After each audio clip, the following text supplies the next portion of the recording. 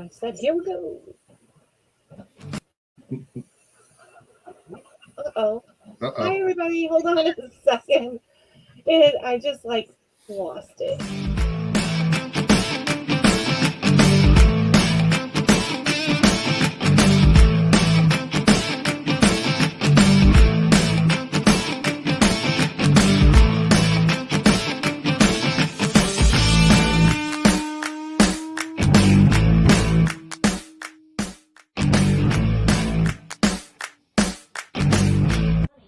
Whatever, you can go back to sleep. Okay.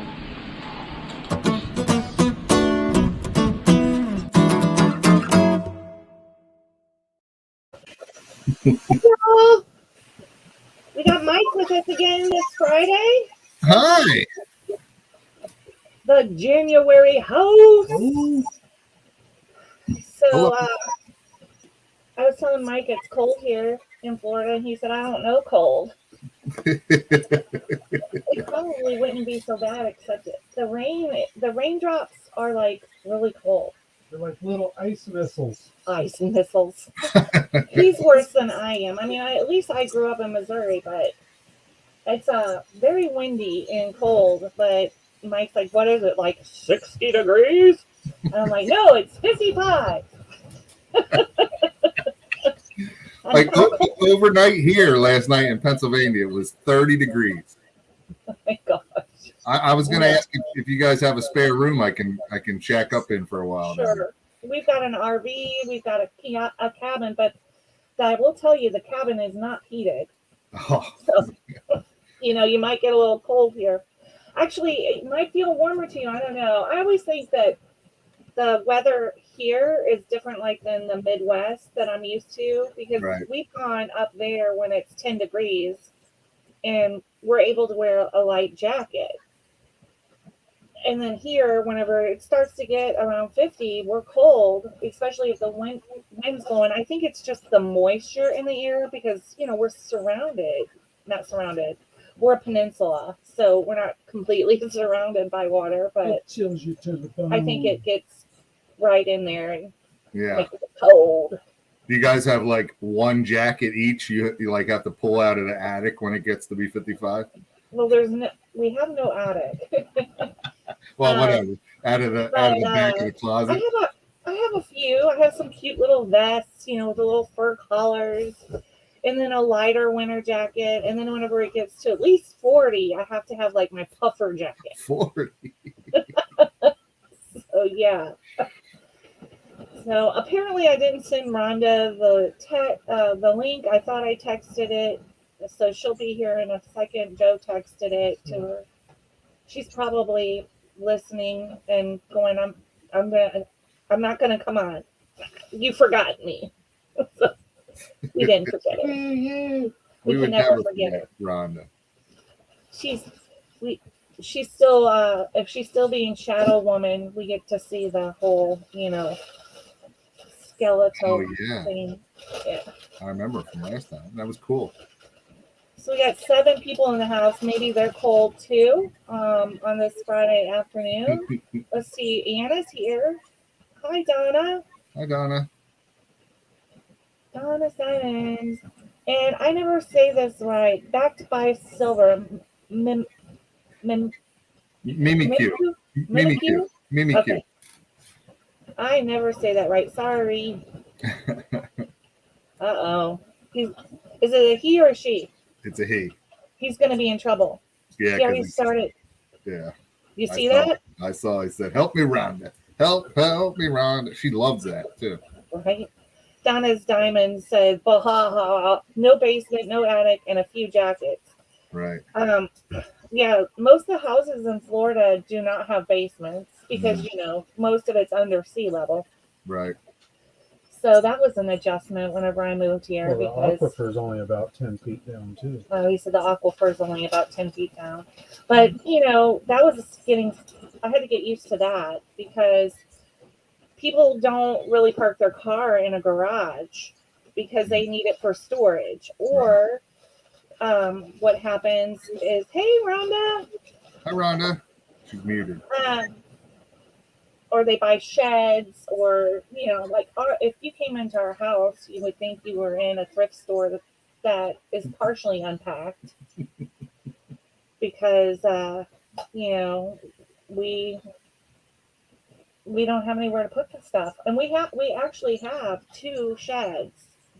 Um, we have a cabin I would like to use, but we share that with family.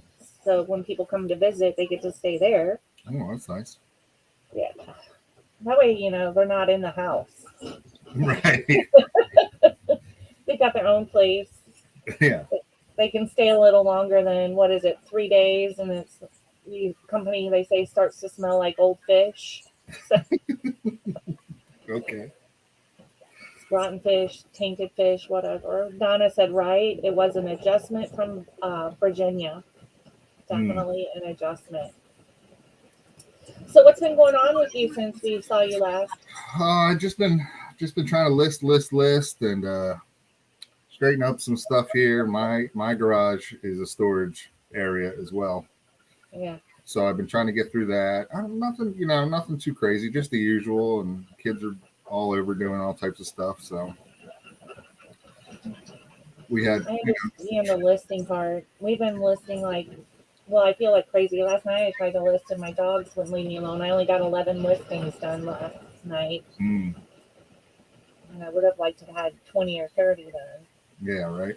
Yeah. I know, finding the time, and I don't know, dealing with customers, and I don't know, shipments that are late and returns, and all the fun stuff that goes with reselling. Right. But when you just do sell something, anytime you sell anything, you hear that cha-ching. Right. That never leaves you. You get excited. You want to see what it is. But when you sell something big, right, it is very much an adrenaline rush. Yeah. Definitely. Hey, T. Hey, T. Welcome in, everybody. I hope our notification went out. Sometimes they go out early, sometimes they go out late. We were on one day for almost, I think, over an hour, and they finally went out. And by that time, you're in the middle of everything, and people miss stuff. Right. If you ever go back and watch, and there's something that's been passed, you can contact me or Mike and let us know that you're interested in it. So Donna just got her notification. Oh, okay, good. Yeah, sometimes YouTube is slow with that. Yeah. So T says silver. Silver. With a fist bump. And a heart, a blue heart. Yeah, I wonder if she wants to see silver. I think she's giving a fist bump to Back by Silver. Oh. I could be wrong. Oh. Susie Q's in the house? Because he said hi to her, and then I think she was replying to him. Oh. He calls her headlock. Oh, headlock? She loves that too, I'm sure. So I know. I was thinking about wearing a onesie, T. It's so cold here. You probably should have. Hey, Bear Flag Mercantile. Hey, Anna. Hey, Anna. So I know you said you had random stuff, but what kinds of random stuff? I have a lot of ephemera I need to sell. I mean, maybe not today, but just in general. You have ephemera? I know, it's crazy, right? Ephemera sells pretty well for me, though. It does for us too. I just buy so much of it, and I'm only like a one-man show here. You know what I mean? Yeah. And it's like trying to get it listed. But I'll tell you what, if you sell ephemera, or anyone in the chat sells ephemera, I joined this Facebook group. There's a couple different Facebook groups, but there's one big one for ephemera, and I've had some pretty good success selling some ephemera there. Oh, okay. What is it? Yeah, it's like direct sale, you know what I mean? And it's like, PayPal still, don't get me wrong, right. No eBay fees. And some of that, ephemera can go for some decent money, and the eBay takes, 10, 12% or whatever it is. So yeah, we've sold quite a bit, but I'll have to look for that Facebook page because Yeah, just do a search for Ephemera, and then you can search by groups. There's one with like 15,000 members, oh wow, and I mean, it's hit or miss, obviously, right, depending on what you have and what you have it for, and all this and that. But I don't know. It's just another outlet. You know what I mean? Like I'll list it on right, eBay. I'll list it on Mercari. I'll list it there. I do right. sell it on my auction. So Yeah, there's I can't remember which one it is that I'm on for jewelry. It's not Texas Val. It's Texas because Texas Val comes into the chat, but it's what is her name? Texas something. Do you remember who I'm Oh, talking about? Margaret. Yeah, Margaret. But it's a good one to put things for sale. And then we had a whole bunch of salt and pepper shakers one time, and I listed that on the salt and there's a page for everything. right, there really is a page for Right. Yeah. So even if you don't sell Ephemera, right? If you sell anything and you have a Right. lot of it or whatever, older stuff, check out Facebook. They got those groups. I'm sure you got decent money for it. Yeah, and you're hitting more of your target market whenever you're able to do that as well. So Donna says, "See you later. Off to celebrate Dad's birthday. Happy birthday, Dad!" Happy birthday, Donna's dad. Yeah, Donna's dad. So I know you got Ephemera. I got some DVDs. I got some Christmas things. I don't know, collectibles. I got some cookbooks. I got some clothes. I don't know. Anyone want You got it, right? I don't know. Pretty much. I don't know. I have a lot of stuff. Yeah. Well, I know that we are bringing some Department 56, some bigger pieces today, and some glass, and just like some box lots of stuff. Oh, cool. Yeah. Yeah, because everybody likes a box lot, because you feel like you're getting a treasure, or when you open it, you can unbox it and see what you got. Right. So that's always fun. Texas Val said, "I heard my name, LOL. She's there and working." And lurking. Yeah, working and lurking. Working and lurking. Yeah, I know what that's about. I work and lurk a lot. I do it too as well. Yeah. Texas Gal Treasure. Oh, Texas Gal Treasures is what it's called, if anybody wants to know that for the jewelry. So yeah, we've used that occasionally for some of our pieces. So we have 14 people in the house. And I always say, if you're the early bird, you get the worm. So I always try to start out when we don't have as many people with some deal of the day. The reason I don't, JJ's out. I can't remember what he's out. He's got a wedding this He's weekend. a wedding this weekend, a funeral last weekend, and a wedding this weekend. Oh, he's busy. Coincidence? If Joe said coincidence, I think not. It would be reverse if it was. Maybe she wanted a new husband. Oh, yeah. I didn't think about that. She's like, I got to get rid of this one before I can marry the next one. You never know. So, Rhonda, hello. Are you not going to talk to us today? She's mad at you. I know. You didn't send her the link. Look at that evil owl look. You got a scowl. It's a scowl. I know, a scowl owl. She said it's too loud here. That means she can't talk because it's too loud where she's at. Oh. Maybe she's at a party. She might be. She's at a rave. A winter solstice party. Winter solstice? Hey, is this weekend when we change the clocks back? Yes. Sunday night? Yep. Yeah, I have to work 13 hours instead of 12. Boo. Poor baby. I have to do the 2 o'clock hour twice. Do you get paid for it? Yeah. Yeah, they get paid for it. And it's all overtime. Saturday night. Oh, it's Saturday night into Sunday? Oh, okay, good. Yeah. Please make sure you are in live chat, not top chat. You'll miss stuff if you're in top chat. Did you turn it up a little bit, because nope, I hear a little echo. No registration required. You will be invoiced. please email either Mike or myself, whoever you win a lot from. And Rhonda is always so good about putting our email address. Whenever she marks it sold, she puts the email address to who you're supposed to send it to, because sometimes it does get a little confusing in here. All items are sold as is. If there's any discrepancies, please notify us within 7 days of receiving that item. After 7 days, it's going to be very difficult to probably get a refund. But so open those boxes, guys. It's important.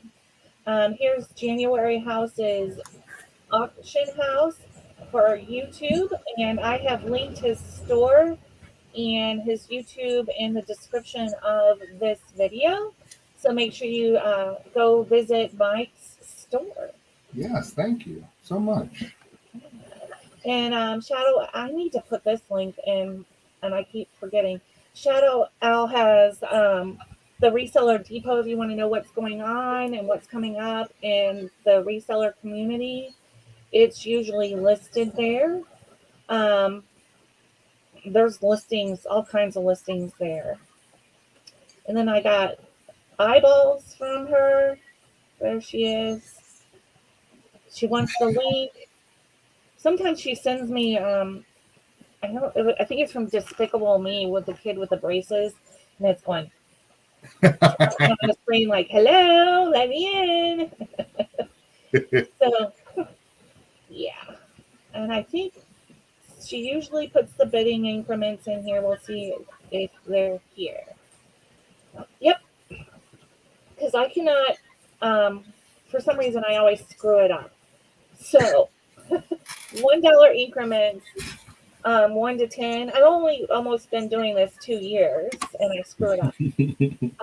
$2 increments, 10 to 50. $5 increments, 50 to 100. $10 increments over 100, and $25 increments over 500. And Rhonda is our mod and is our final say in the chat. She does an excellent job. We couldn't do it without her. I mean, I just can't say enough about how well she takes care of us, even whenever we forget to send her the link and swear that we did it, you know? Right. So, And thanks for having me again, Renee and Joe and Rhonda. Thank you for having me. And don't forget to hit the thumbs up button for Renee and Joe here. yeah, thanks. Oh, Rhonda flipped me off. Oh, yeah. Oh, I saw that. And then she laughed about it. Gosh. It's a tough She said room. we have horrible reverb. Do you hear it? I don't hear it. I heard it earlier. We were talking earlier about it, and we think it might be coming from the rain Oh, because we're getting that rain. on the metal roof. Oh, maybe. All right, we got 22 in the house. You ready, Mike? I'm ready. I'm going over to your table, right? Yep, go to my table. I will do it. Okay. All right, first up, I have a scarf. Look how nice this scarf is. Oh, yeah, that's pretty new with tags. It's new with tags. Look, it was $36 originally. Here's the brand. Is it soft? It's very soft. I don't know what the material is. I'm going to start it at $8. Free shipping. Oh, free shipping on my side. Yeah, Mike does free shipping. I do charge for shipping. I don't know if it doesn't have like a tag that shows me what it's made of, but it's very, very soft, and it probably doesn't look. It probably whoever gets it, like it looks and feels much better than you can see here on the camera. It looks soft, like when you hold it in certain directions, it looks very soft. Yeah, it's very, very soft. I'm new with tags, so I never. Oh, here you go. It's 100%. Oh, and look, it's made in Italy. Oh, Made in Italy. Italy. Cajones. Well, Rhonda says it says Cajun, so we'll go with that. Oh, Cajun. Okay, Cajun. I don't know. But And, yeah, I can read cursive. Think about the kids that go, I can't read cursive. They Right. would teach us cursive. I don't know what that is, Dad. like some kind of secret It's a secret language. writing.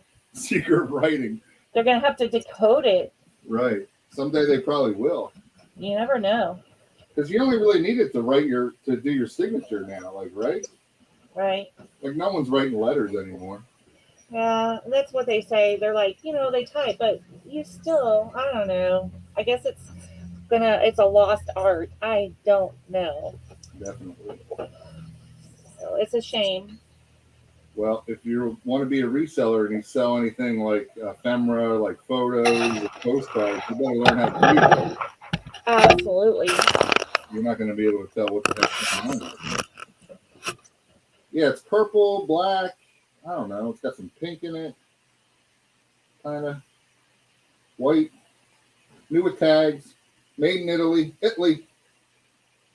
Very soft. $8, free shipping, starting bid. But if there's no interest, we can pass off.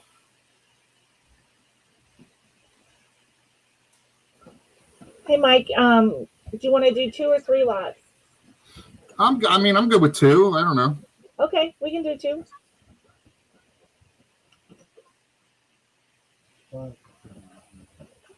This would keep you warm on those cold days. I know. Like, if no one buys it, I might put it on right now because it's cold here in Pennsylvania.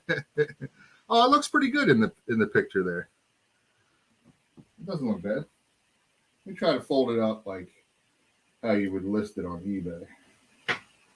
Well, we can pass it. Like, you do like something like that, like this, there. What? Right? That's a good looking listing there. Right? Look how fancy you are with your folding. Look at that. Kind of like jeans. Oh, I hate selling jeans.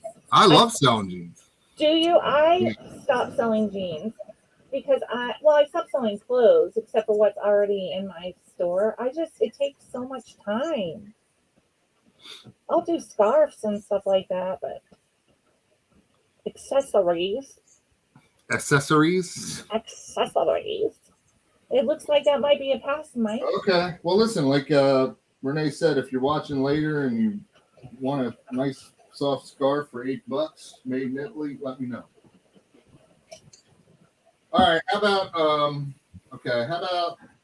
about some DVDs? DVD lot. Rhonda said, I'm not Rhonda. Gosh, I haven't done that in a long time. Robin said, now that it's folded, I almost want it. Right. Hey, Robin. It's right, Robin. It's all about presentation, Robin. All right. How about we try buy it now, Renee? I don't think I've ever done a buy it now. I don't think so. I don't recall. 12 DVDs. $16 free shipping. Dodgeballs in there. Yeah, 12 DVDs, $16 free shipping. You got the transporter with what's this guy's Jason something? I don't know. I've never even heard of that. Yeah, you never so heard that would be a good one for me to watch. Yeah, transport. Look, I got Transporter and Transporter 2. Ah. 40 Days and 40 Nights with heartthrob Josh Hartnett. Yeah, that was a cute movie. The Interpreter, Cole Kidman, Sean Penn. These are in good shape too. Some of them have these fancy DVD cases. These are in good shape. But Talladega Nights. If you ain't first, you're last, Renee. That's right. You know what I'm saying? I watched that. I have a hard time watching his movies because I just think he's a big cornball. He is a big cornball. That's great. So great. This is that book, Mitch Albom's book, 5 People You Meet in Heaven. I mean, it's a DVD. Oh, wow. I've not seen that. M. Night Shyamalan, The Village. Good movie if you haven't seen this one. Very good. I haven't either. That looks scary. It's kind of scary, yeah. Wisecracks? I don't know. Never heard of it. And you have sold your lot to Craze Vintage if you want to keep showing it, though. So, Just Friends, Dodgeball, and Sahara. I don't know, Matthew McConaughey. He's kind of dreamy. And Magnolia. This is like a 2 DVD, I think. Something. There's a DVD and something else in here. Yeah, special supplemental material or something. So thank you very much. Welcome in, Crazed Vintage. I don't think I've ever seen you in on our channel, so welcome in. And please subscribe. We're on our way to 1,000. I think we were at 815 not too long, a couple days ago. So now it's probably down to like 812 or something like that. It fluctuates. All right, so I'm gonna go to my camera, and this is Department 56. It is the Victorian Station. It is, I can't read that number that far away. It is number 5574-3. This is it's from the Dickens Village series, and it's hand-painted porcelain. Originally, it was $110. Whoa. It does have its box. It comes. People ask me what color is the sleeve. The sleeve is white, and it also has its bulb. Is it one bulb or 2 bulbs in this one? One bulb. Okay, so we've got our bulb, and it's nicely done. It practically looks new. She may have used it a few times. This is another one of those from the estate. So you got it. I'll measure it here for you in a second. We're going to start this at $30.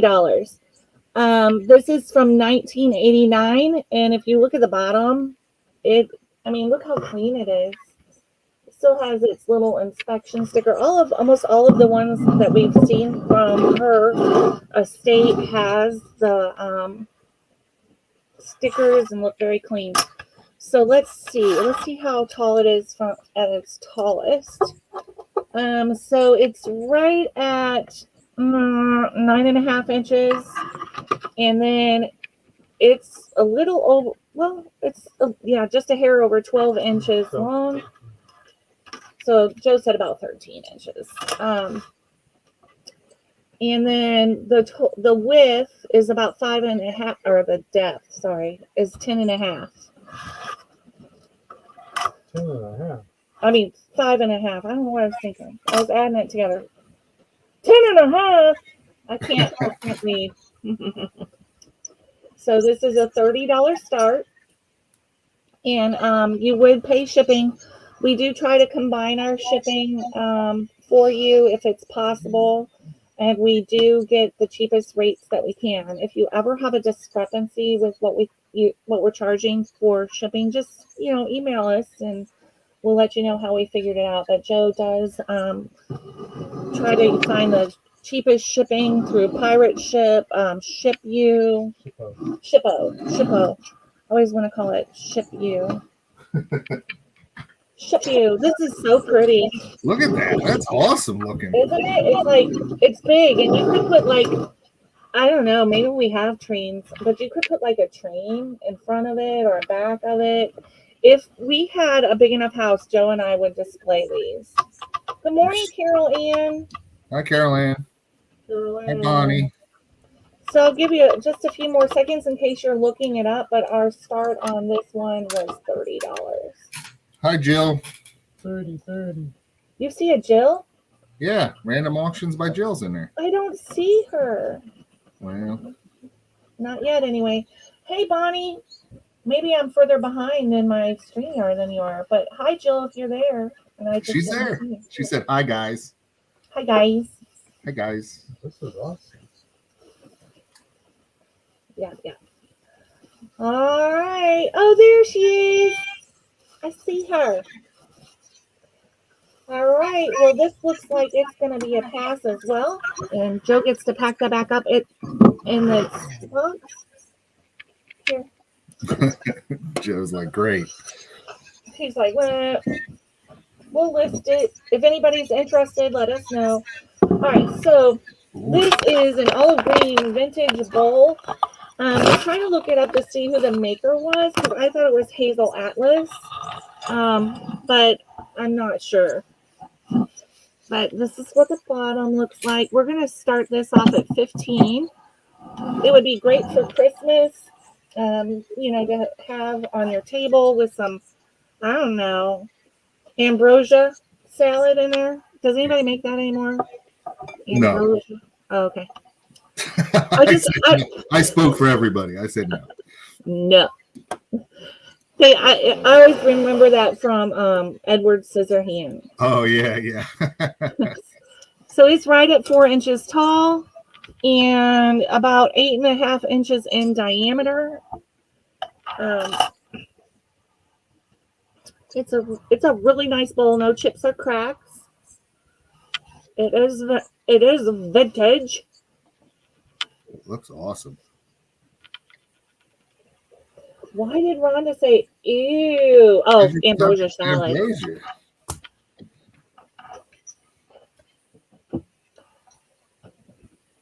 Hey, Laura. Thanks for stopping in.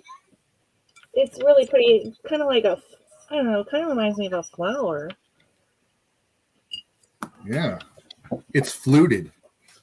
Fluted? Mike says fluted. It's very pretty. That's a nice one. We got 31 people in the house. Welcome in to all of the people in the chat and all of the lurkers wishing they were in the chat. Hello, lurkers. All right, we're passing on that, and we're going to go back to Mike. Rhonda said, pass it. Pass it. Nobody wants your bowl. Hey, Janae. Hey, Janae. I don't know what to do. The only thing I can think, Rhonda, about the reverb is that it has to do with the weather here. Because I've got my volume turned down, and nothing's changed. We can blame it on Mike. Yeah, it's my fault. I'm sorry.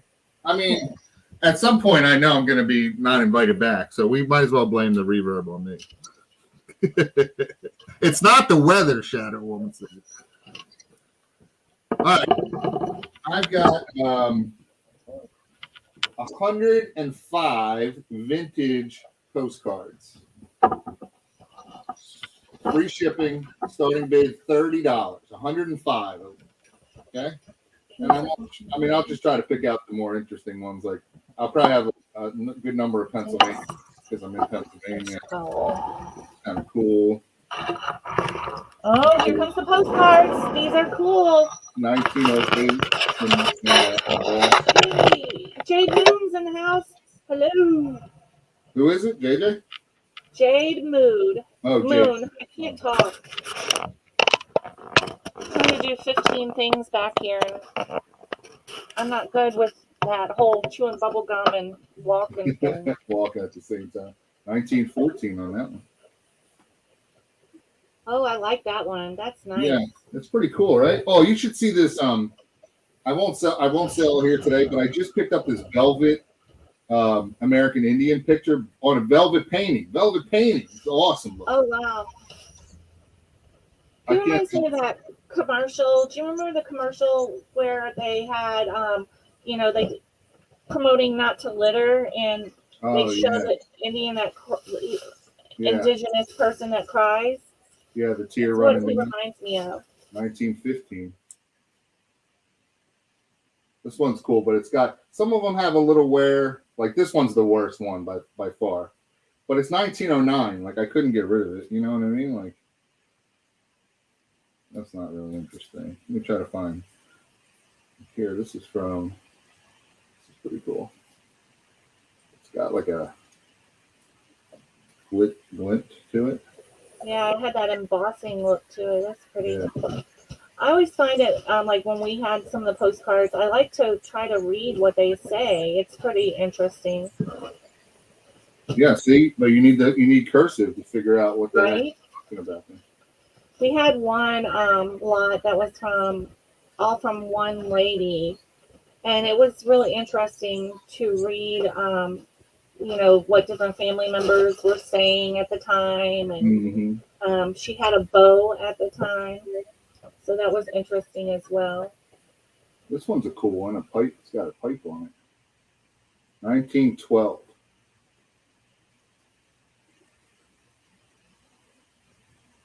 Don't No. Oh, here's a dog chained up to the tree, not happy. Here's another Native American Indian one.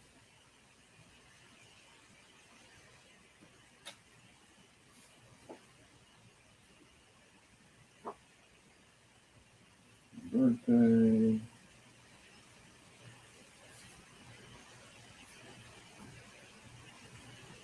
Religious one. Got a couple Florida. Ooh. Oh, that's pretty. This is like your front yard, right? Yeah, that's what my front yard looks like. Yeah. We have a gardener. There's a big fish. I think Joe caught a fish like that before.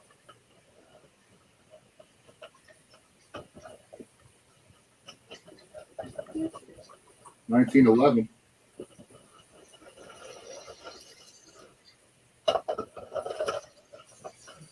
$19.11. That wait, is that from Florida? No, this one is Penn State. At Okay. first, I thought that was the clock tower as it was going away, but I see now it's not. At the university. At the University of Florida. People won't know. Some scenery ones. Oops, sorry. Scenery. What's this? Rockford College, Illinois. Virginia. Cool ones here. Look, this peacock.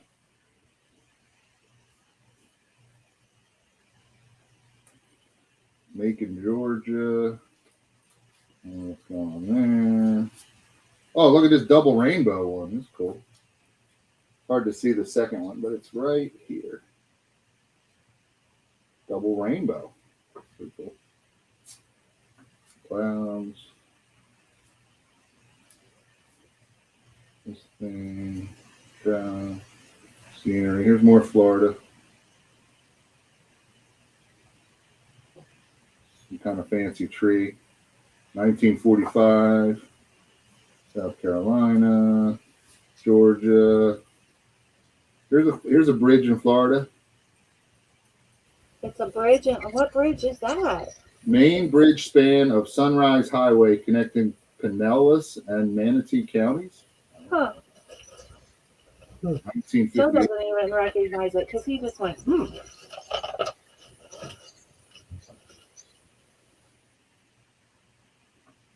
Scenery. Oh, look at these two dogs. We miss you with two dogs there.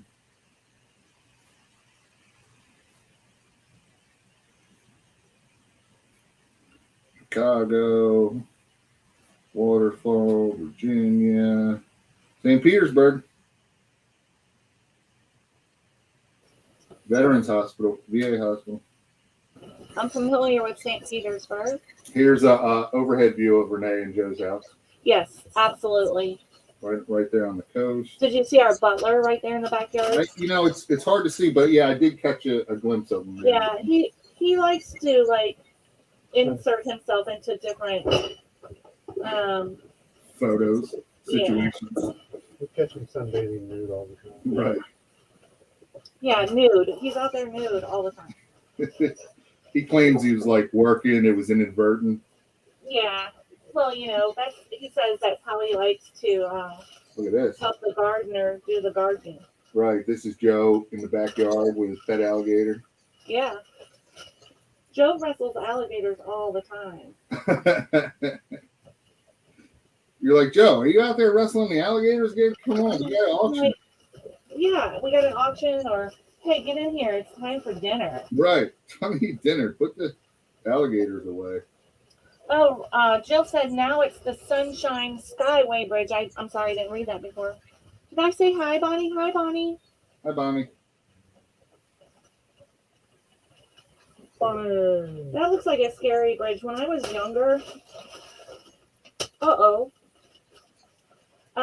I was younger, I could not stand to go over a bridge, and I would close my eyes, and I tried doing that whenever I was driving, but it was dangerous, so I had to stop. Now I just hold my breath. All right. 105. Wow, that's a nice lot. Yeah. Free shipping. $30 is the high bid with O'Brien. She likes her ephemera. Hi, is that Christine O'Brien? Yeah, Hi, Christine. I'm not looking at the chat. I'm getting a lot of jewelry together right now. Ooh. Putting stuff in a jewelry box, so I was half butt looking. I don't want to say the bad word Oh, right. because it's YouTube. The butt licking. I didn't say butt licking. Like half A looking. Everybody has to be a comedian. It's like one of my. Oh, that's a nice little pipe there. What's it? Is it the smoke supposed to say something? I don't know. I think it's supposed. You. It says you. Yeah, it's Y-O-U.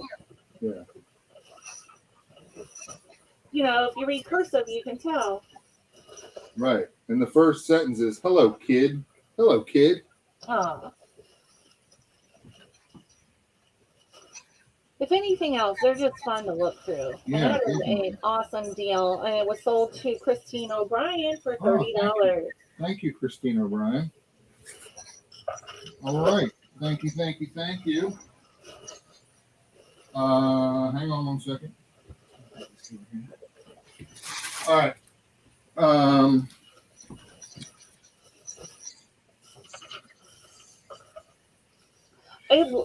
That bridge looked really high, Jill, and that would have freaked me out. There's just no way. Skyway Bridge is fine. All right. I got these Christmas things. Look at these. Check these Christmas things out. Oh, those are cute. You can put those on your bowl. Yeah, they're like snap-on things for your Christmas lights. Snap on. So there's 20 Santa heads in this one, and 20 snowmen in this one. So 40 total. Together is a lot. Like this is one lot, one money. $12 free shipping starting bid. Wow. Brand new, never opened or anything. Pretty cool. Smoking deal there. Yeah. Pretty neat, right? You snap them on your Christmas light. Hold on, let me get this. Snowman, see? They're cute. Santa heads. Yeah, where's Susanna? She loves Santa. She does? Yeah. I hear that reverb again. Rhonda says, I flippin' love those. Yeah, I know. They're great. Aren't they cool? I just found them yesterday. Very neat. 40 How total. fun. $12 shipped. Hey, Craig Wolf. Craig Wolf, great for trees, windows, banisters, and wreaths. Oh, she loves the winking Santas. Oh, Are winking. they winking? No, they're not winking. Oh, okay. Okay. Bummer.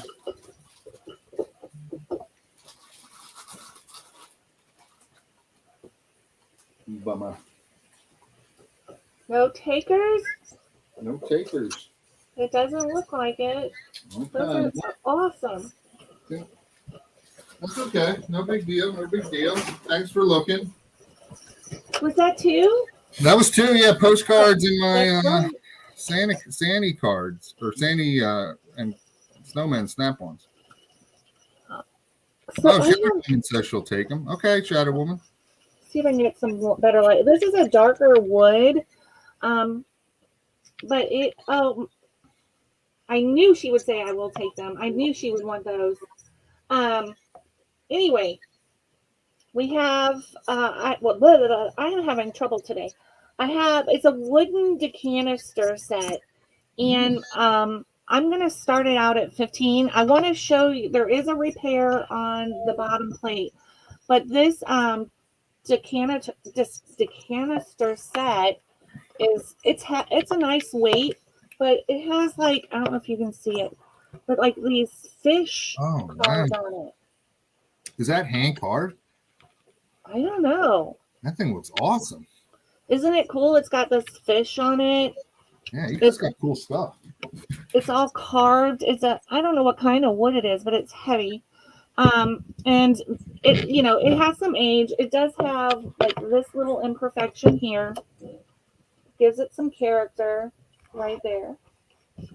And this has got to be, gosh, how tall do you think that is? 14 inches at least.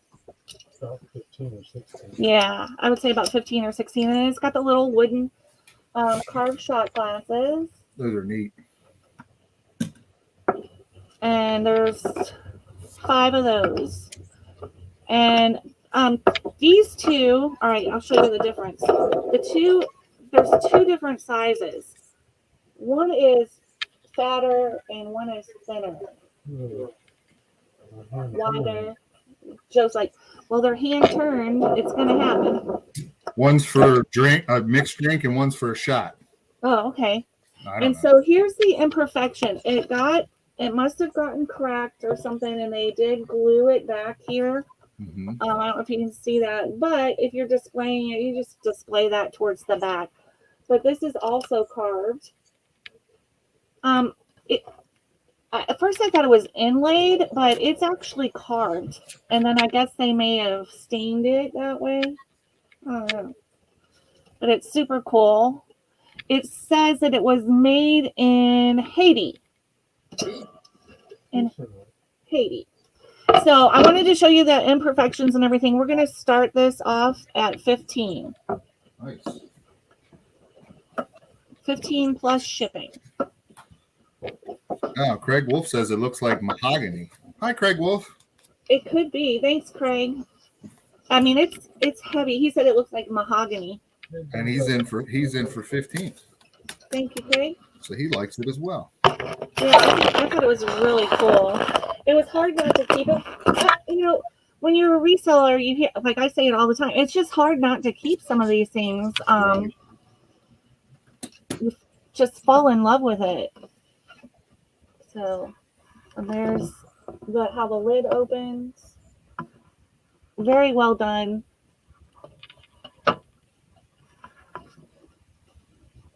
Yeah, it's really pretty, Craig. You'll love it whenever you see it. When you get it in person, that carving of that fish is amazing. I say when you get it, if you win here. Right. Like if you get it. Yeah, if, it looks like it because, nobody's bidding, but it's an awesome piece.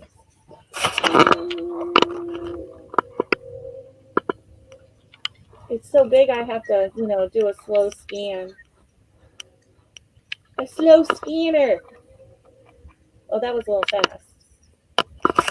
I like to do this when Susanna's on. It makes her dizzy when she's watching. She tells me, stop it.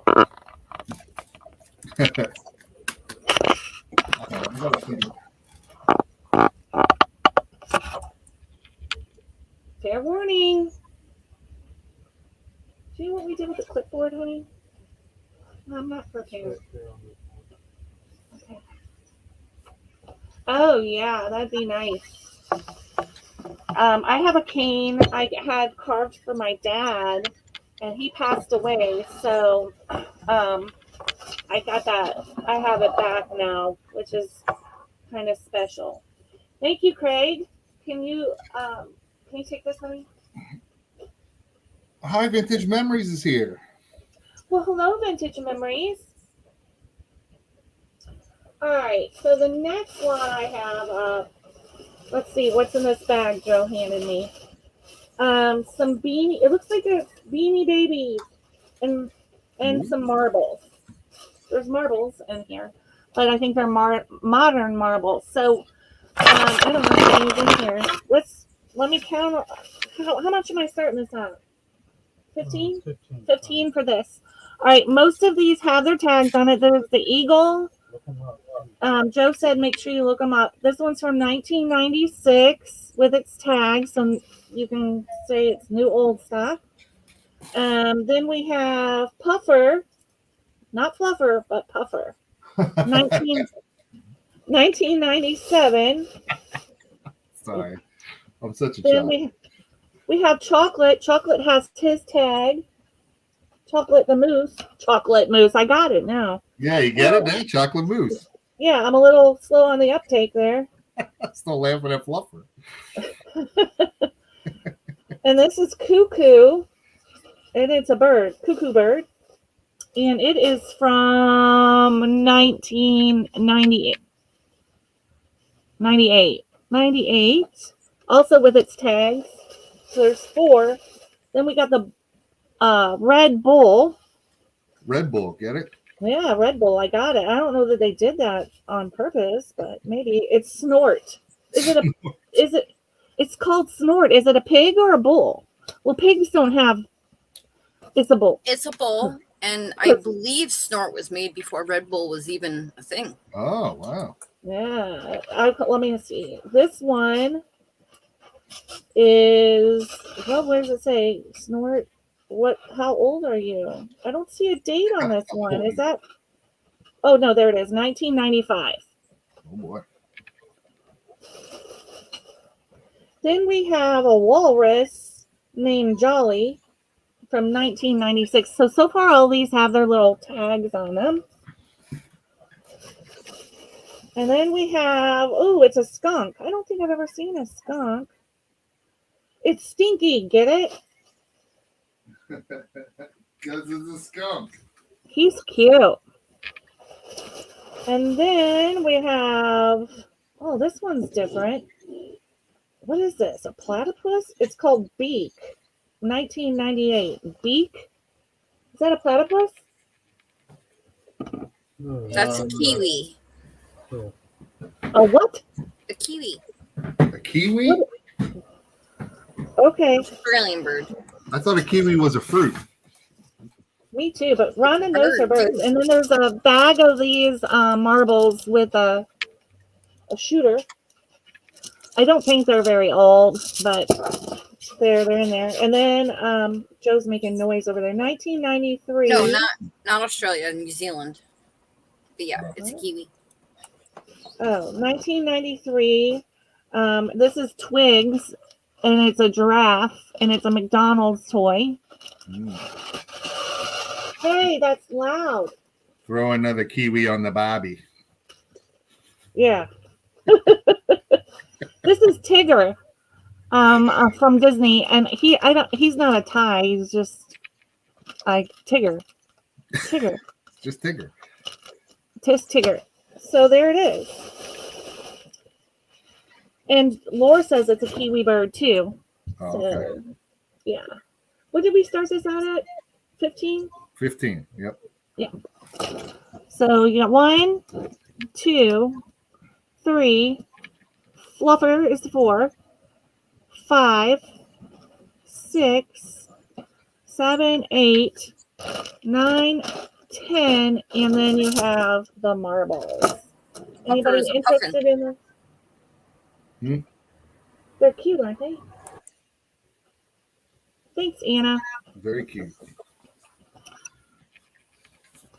So these, Rhonda knows the difference. These have like the little beads in them. Oh, yeah. They're stuffed differently. Rhonda told me before. I don't remember. Some have PVC and others have. Oh my gosh. The old ones have PVC, and then they switched. And I can't think what it's called right now. Asbestos.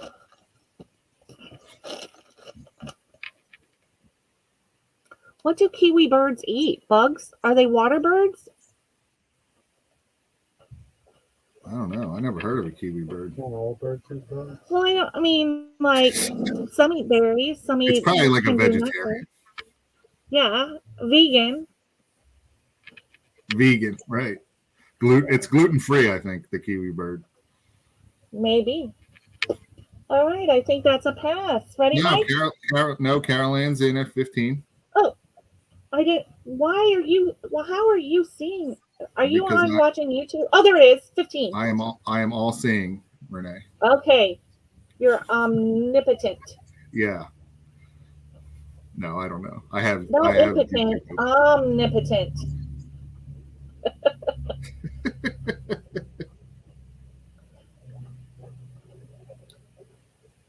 So, Craig, there's no registration here. You can just email me. My email is at the bottom of that screen, and let us know what you want, and we'll make sure that we get it sent to you. All in, all done. Maybe Carol Ann looks some of them up. I don't know. Probably that snort pig, bull pig. Right? This bull pig thing. Why would you name it Snort? I mean, I guess because they... Yeah, You know. they snort before they come mow you down with those big horns. Yeah, maybe that's it. Little one. All right, we're sold. Mike, you ready?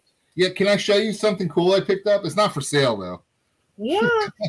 It's not for sale here, but check out this velvet painting. Oh, hold on, my camera died. Oh, terrible. Hold on. I put it on you because I thought maybe you took the other camera down so you could show it that way. No, I'm like building up the suspense. Oh, okay. Drum roll, please. Hang on. Put it right there. I You got never a big dog, Mike. I'm coming. Use this like a different page. Puppers. Puppers. Whoops. All right, Here I am. puppy. Here I am. It's got some. Check it out. That's cool. How cool is this thing? Look at the frame around it. Like it's all detailed and stuff. Really cool, huh? And it's got somebody's name. Very cool. I'm gonna take it to my antique booth. I just can't do free shipping on something like this. It's too big. Right. It's too big, but it's really cool looking. I never had a velvet painting. I thought this was neat. I had to pick it up. Anyway, I thought I would get more. People would be more excited. All right, I got some vintage cookbooks, and I have a lot of cookbooks. I don't know if anyone's interested in cookbooks, but I can add more if people are.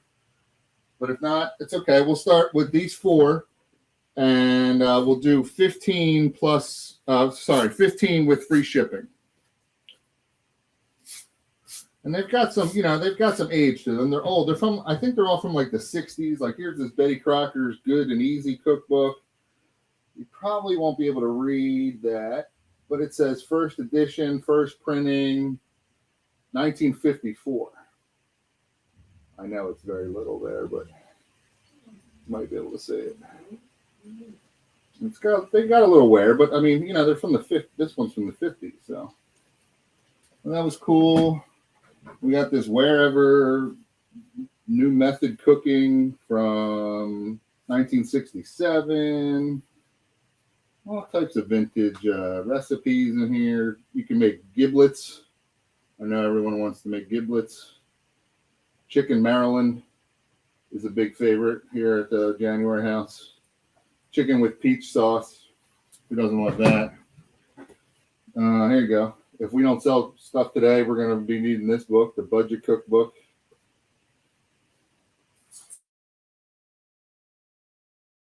$1935. Look at that.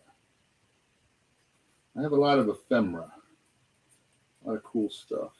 Chopped cream of spinach soup. Sounds terrible. Oh, borscht was in there, though. You guys know what borscht is? Borscht is a Russian beet soup. And then I got this Better Homes and Gardens new cookbook. It's like a one of these like binder ones. All these different recipes. And I saw the date in here somewhere. I don't know where. Right before I went on, I saw it. 53. So 53, right? 57, I think. What was it? 67 and 35. I don't know. If there's no interest, we can pass. But I got a bunch of other ones, and if we get some bids, I can add to them. And yeah, and vintage cookbooks sell. Yeah, I know. I've been I had a bunch I got from a storage locker, and I've listed some, And like I said, I was in that Ephemera group yesterday. I sold a whole big, like, I don't know how, 18-pound box to this lady in this Ephemera group. So I thought, you know what? Maybe I'll bring some today here to you guys to see if you're interested here. But if not, no big deal. We have Craig in at 15. Now Christine at 17. Oh, okay. Here, I'll tell you what. We got what did we got to 17? I mean, we get another look. We get another bid. I'll throw in this. Look at this old Tupperware book. Chocolate Lover Cookies. Now, this is probably not as old as the other ones. Obviously, Tupperware wasn't around in the 50s, I don't think. This is from 93, so still vintage. Or as Rhonda says, vintage-ish. Vintage-ish holiday fruit drops. Look at those macaroons. We got Craig in at 19. Okay, we'll throw that in there. I've got to step away for just a second. All right. Well, you take your time because I'm going to sell all these cookbooks while we're at it. All right, sell a ton. All right, I'm going to sell a ton. 15 and at 21. All right, one more bid, and I'll add in this Better Homes and Gardens meat cookbook. 400 meat recipes. Who doesn't love a good meat? And this is from, let me see here, 1965. And this one's in good shape, actually. The last old-fashioned beef special. There you go. Look at that. Bacon. How to put the crazy things on the ham. Tie it up. Let me get another one. I'll throw that in there. Oh, Craig's out. Okay. All right. Well, Christine, I'll probably just throw it in for you anyway. Since I got it in my hand.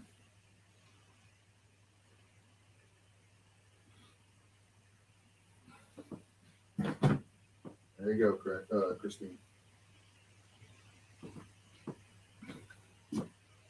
We'll add that right in there for you. 6 books. Free shipping.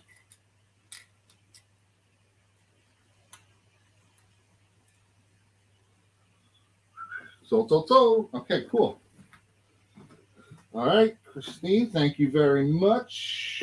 And I will put these over here in your pile of items.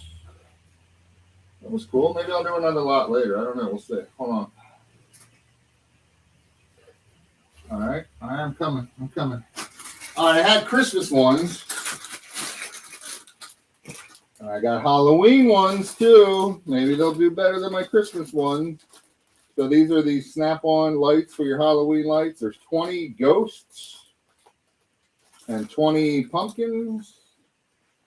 New, sealed, free shipping, starting bid $12. $12 free shipping. Halloween ones, ghosts and pumpkins. 40 total. These two, one money. $12 starting bid.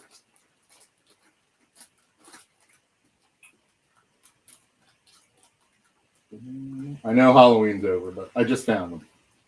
Sorry, I was a little late to the party on these. But for next year maybe. Or I'm sure Halloween. I mean, I don't know. If you're a reseller, maybe try to resell them or antique flea market. Rhonda loves those too. She likes these too? Yeah. Nice. See, Rhonda.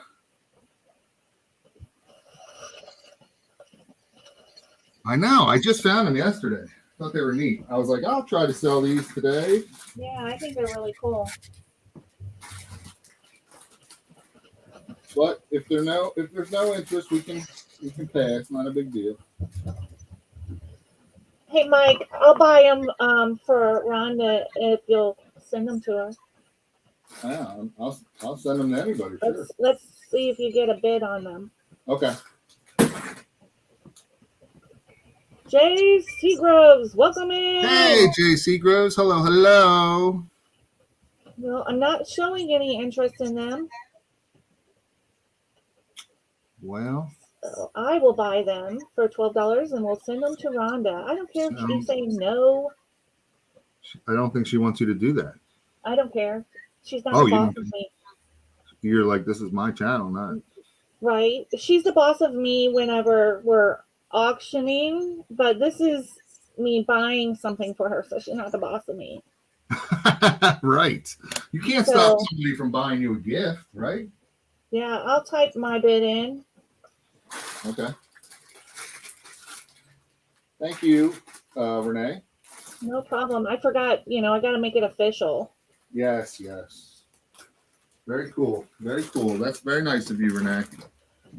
She's so good to me. I can't help it. All right. Was that two? Yeah, that was 2 because I did my cookbooks.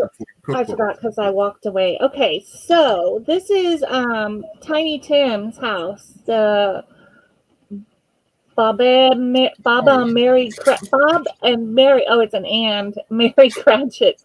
So this one is really cool because it has something extra in it, and we're gonna start it at 25.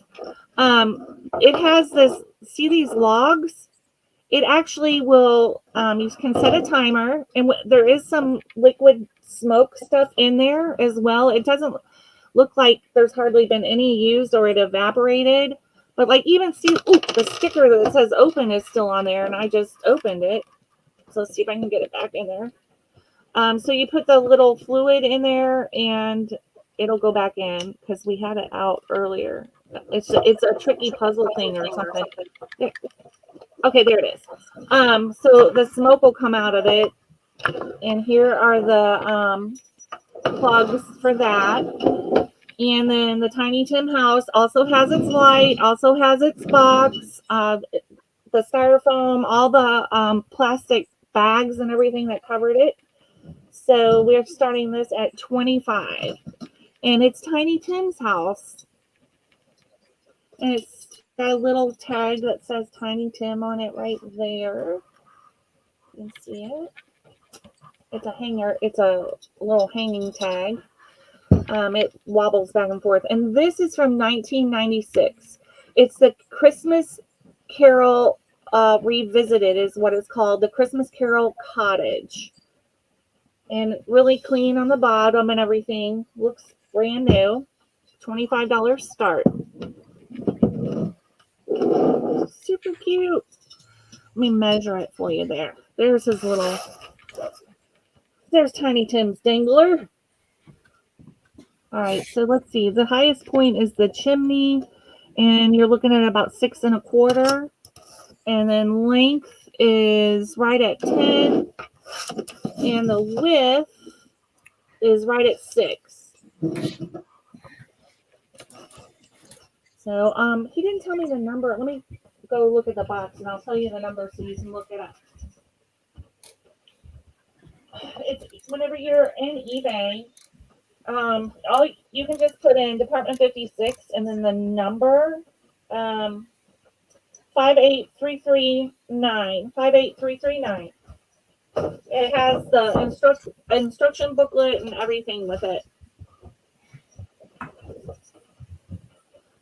58339. Give you a couple seconds to look it up. Christmas is coming. Oh yeah. It'll be here before you know it. Yep.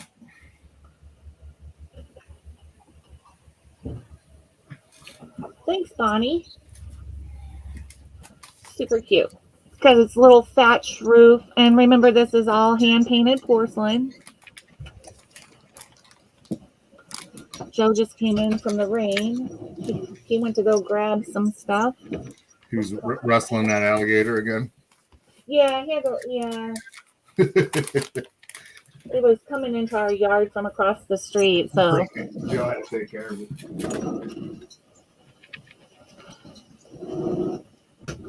we need some gator tail to eat. We get some really good gator tail around here for sure. All right, that looks like it might be a pass. If, like I said, if by some reason you're looking at this auction after the fact, you can always email, sorry about the noise, me, if you see something that was passed by that we have, or something that was passed that might pass. So now the next thing I have up is this vintage jewelry box. Ooh. And it's got jewelry in it. And I'm going to start it at 35.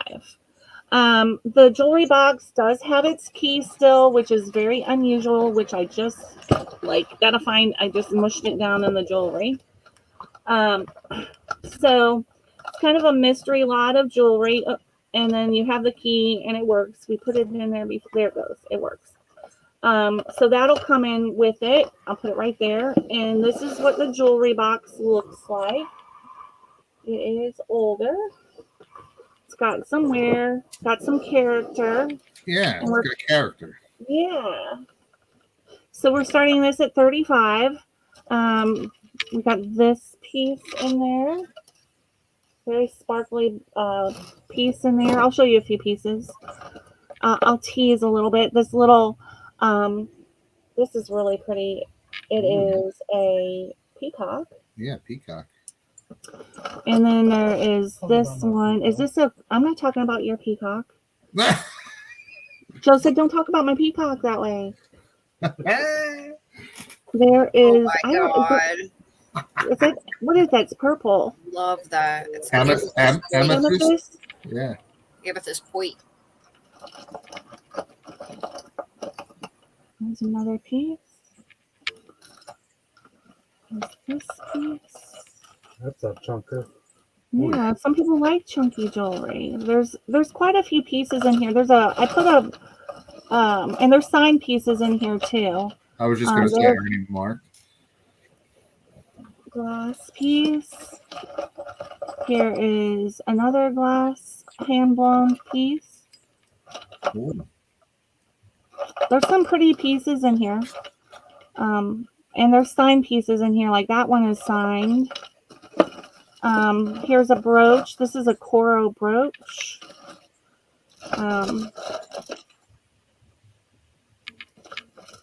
Lots of jewels. Treasure box of jewels. Oh, Joe said throw in the rose brooch. And it's got a marking on it. I think this might be Sarah Coventry. Let me see. No, what does it say? No, it's a year. It's Roman numeral. It's a year that it was made. That's what it says. You're looking at a different one. They're made by the same company. I've looked them up before. Oh, he's looked them up before. So that's a yellow rose of Texas. Giovanni. Giovanni? Mm-hmm. Okay. Here, let's put this one in here too. They're both made by the same company, Giovanni. And that's it. Here, Joe said one more. Is this made by the same company? Yep, they're all Giovanni. They're all Giovanni. So you have a silver tone one. You have the yellow rose of Texas one. And then you have the gold one. And then all the other jewelry that's in there.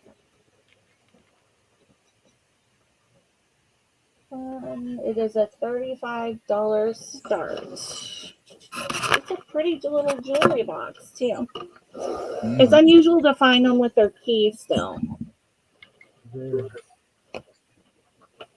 been a couple of years since we found one with a key.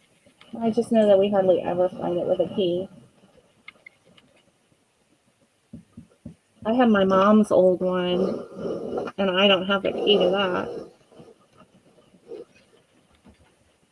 All right, this looks like it's a pass as well. We'll head over to you, Mike. All righty. Run across the room, hurry. What's that? I said run across the room, hurry. Oh, right. Yeah, that's right. I got to get on the. I got two of these models of yesteryear. They're like collectible Matchbox Nice. Like die-cast cars and stuff. It's a series. I don't know what. I'll try to find years we're talking on here. 78, I think. 78. But you get both of them. Two of these, one money. I'll show them up closer. We'll start the bidding at $12. So first up is a Models of Yesteryear. I guess it's Y8. It's a 1945 MG-TC replica. It's like a green. I know it's probably not picking up that well, but like one of those old-timey cars, green, and the car is green, and then it's got like a tan top to it. New. I mean, they're still sealed, and well, I don't know. They're not really sealed, but they're in the boxes. I don't know if they actually did seal them back in the day, but there's that one, and you can see up here. It's you probably can't see. Right here's the date, 1978. Let's see if we can. You probably can't see. Then there's that one, and there's another Models of Yesteryear. This is Y12. This is a 1912 Ford Model T. Hoover.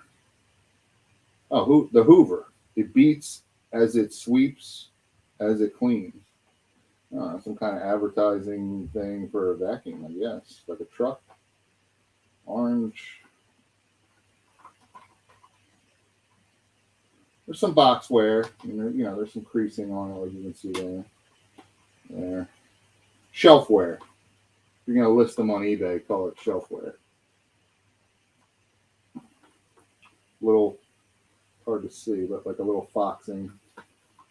Like kind of how books, paper items get after a while. Spots. It's called foxing. I don't know. I thought they were neat. Two of these collectibles. I like them. They should do it like that. From Matchbox.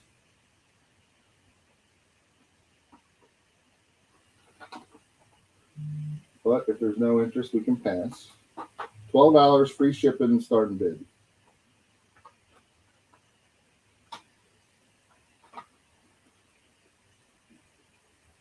I gotta take my sweatshirt off. Hang on.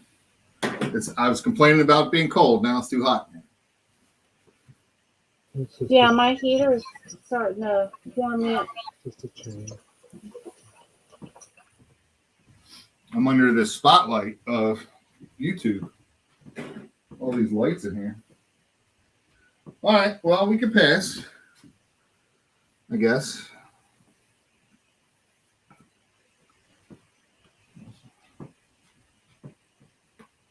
Whatever. A little wear on the box there. But all right. I don't know. Tried to bring some different things. Like this duck trivet from William A. Rogers. It's got a little wear. The box has a little wear, but it is new. It's never been used. I'm going to start this at, what did I say over here? $10. Free shipping, $10. Duck trivet, William A. Rogers. I don't know if that's important or not, but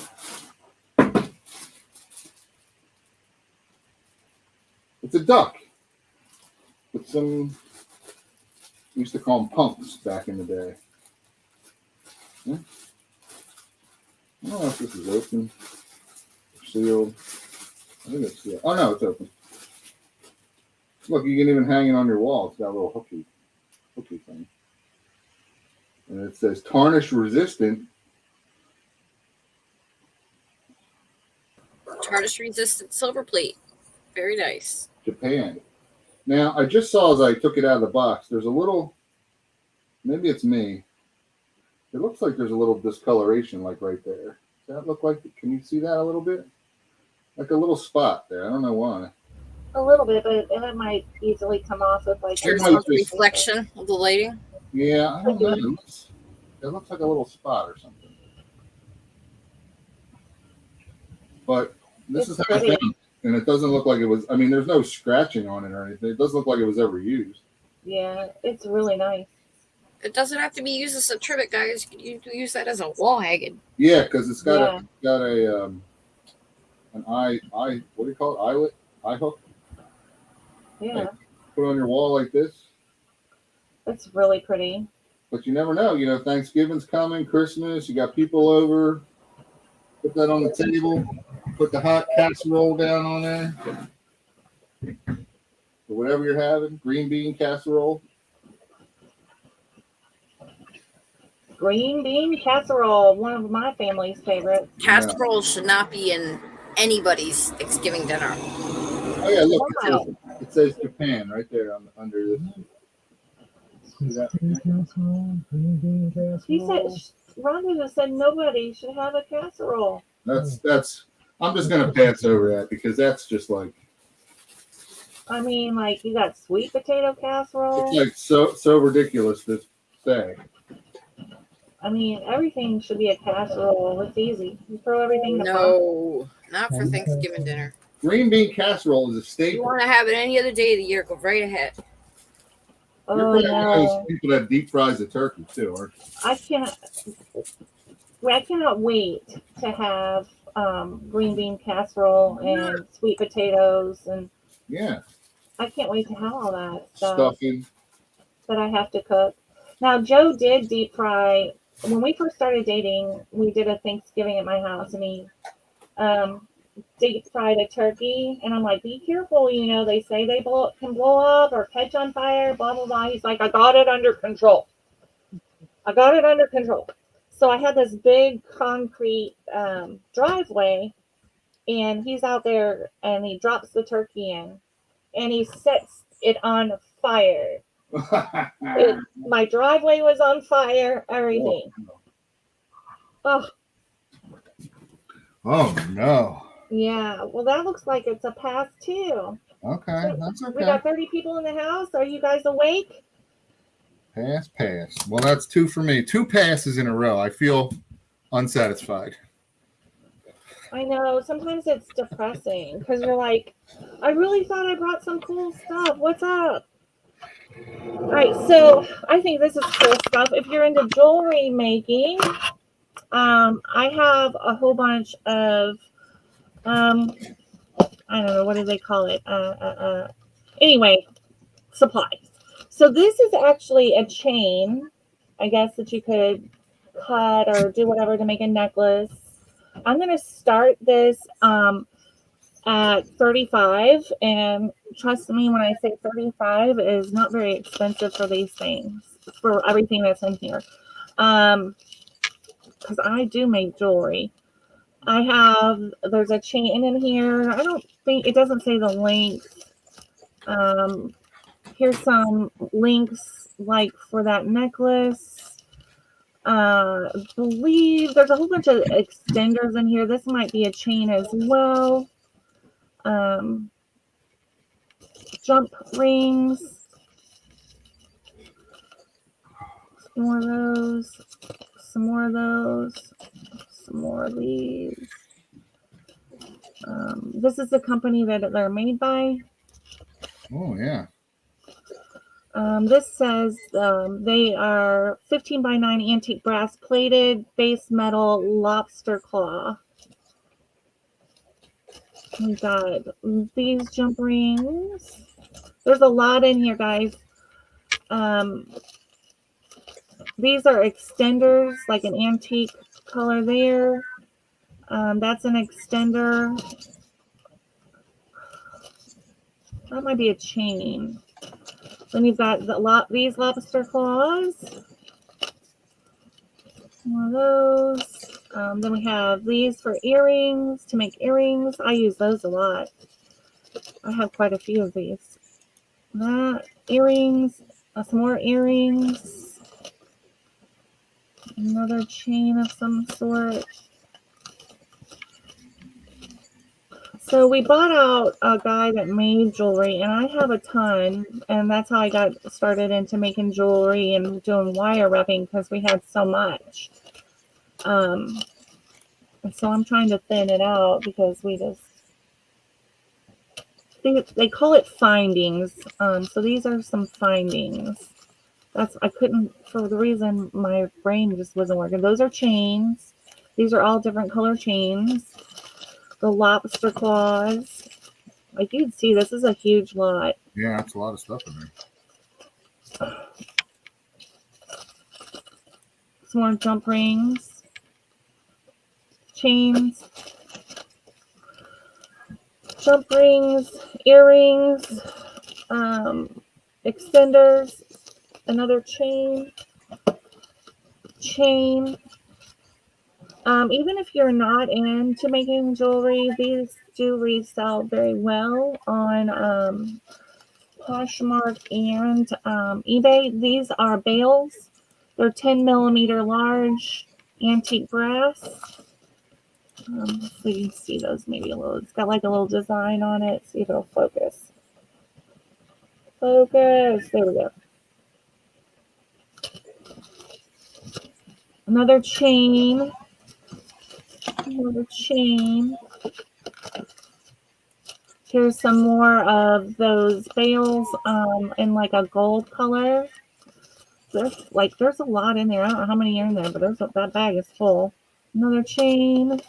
Here's some smaller bales. Anybody interested? Some more chains. There's like 2 of them there. Some more findings of bales. These are small, the antique brass and the gold. And then you have the silver. Here's a medium to large size bale. That is like a silver color. Almost has like a black. And that is the whole thing. Some more bales. That's it. That is it.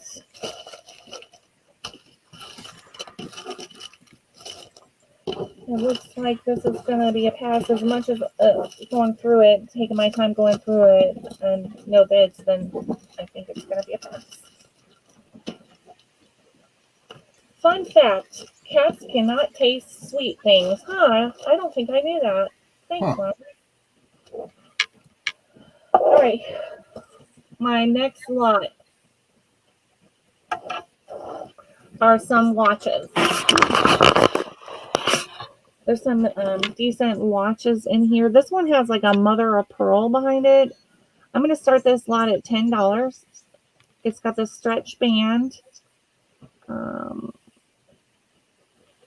It's got a number on the back. Stainless steel metal, Japan movement.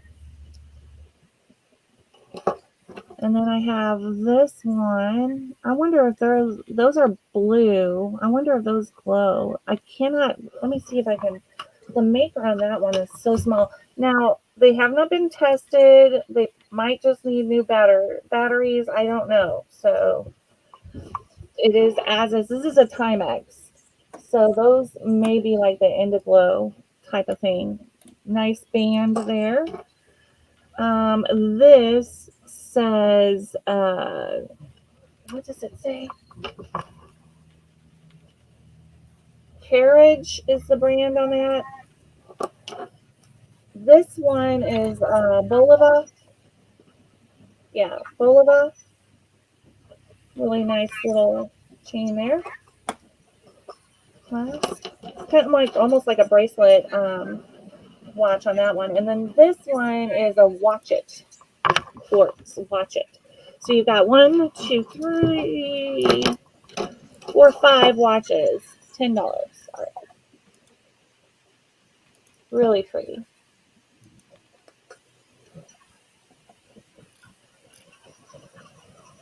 Timex. I didn't see a name on this one, but that's like a mother of pearl inlay on the back.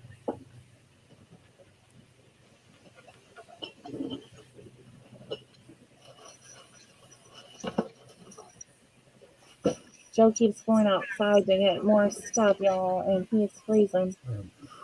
Watch It is the name of that one. Watch it now. Watch it. Watch it. And then this was Carriage.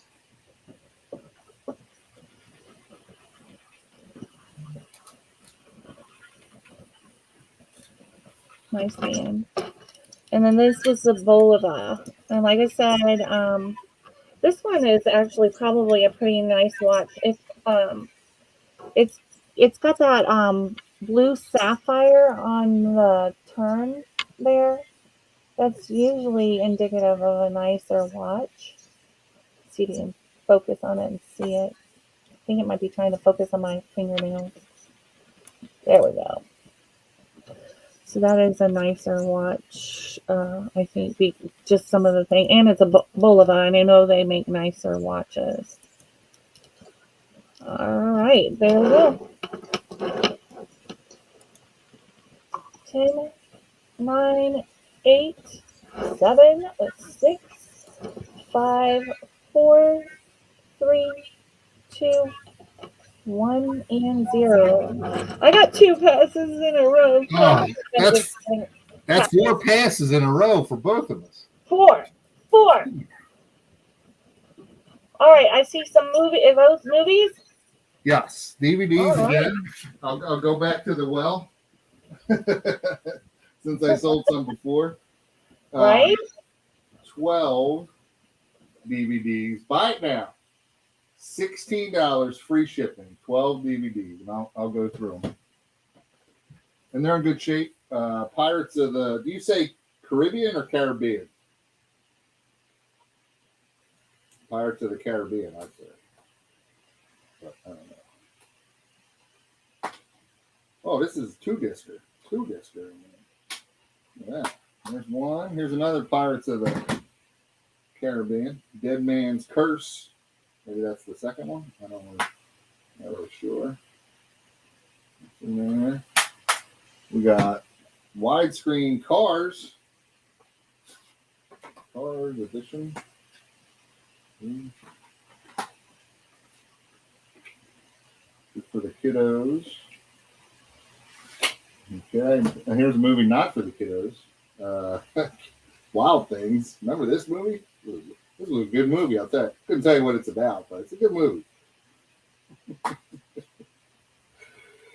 No? All right. It was very risque. Yeah, risque. Ooh, how about this one? It's got like a lenticular cover on it. The Day After Tomorrow, which would be Sunday. All right, we got that. Yeah, I like that Wild Things movie, I have to say. With that, we got the Stepford Wives with Nicole Kidman. And Matthew Broderick was in there as well. Christopher Walken. Stepford Wives. We got the Boogeyman, special edition of the Boogeyman. Special edition of the Boogeyman. We got I Love Johnny Depp. Charlie and the Chocolate Factory. The Johnny Depp, not the Gene Wilder version. Johnny Depp version. We got The Longest Yard with Chris Rock. Hilarious. I love Chris Rock too. Adam Sandler, he's very funny as well. Chris Rock. Oh, I think Burt Reynolds is in here. Yeah. And Nelly. Nelly's in there. I forgot Nelly is in there. Longest Yard. Yeah, back when he wore the Band-Aid on his face all the time. Yeah, I remember that. Got Joyride. I never seen this, but I heard it was good. And it's got that guy, he passed away, Paul Walker. I heard this was a good one, Joyride. We got Finding Nemo. I think this is a 2-disc. Yeah, 2-disc collector's edition. Yeah. Disc 1, disc 2. And we got Premonition with Sandra Bullock. Widescreen. So 12 DVDs, free shipping, $16. Buy it now. No bidding. Just take it. Any interest? Sold one lot. I was trying to see if I could sell another lot.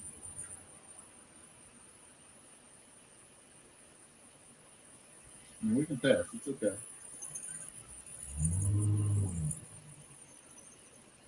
Crickets. 5 in a row.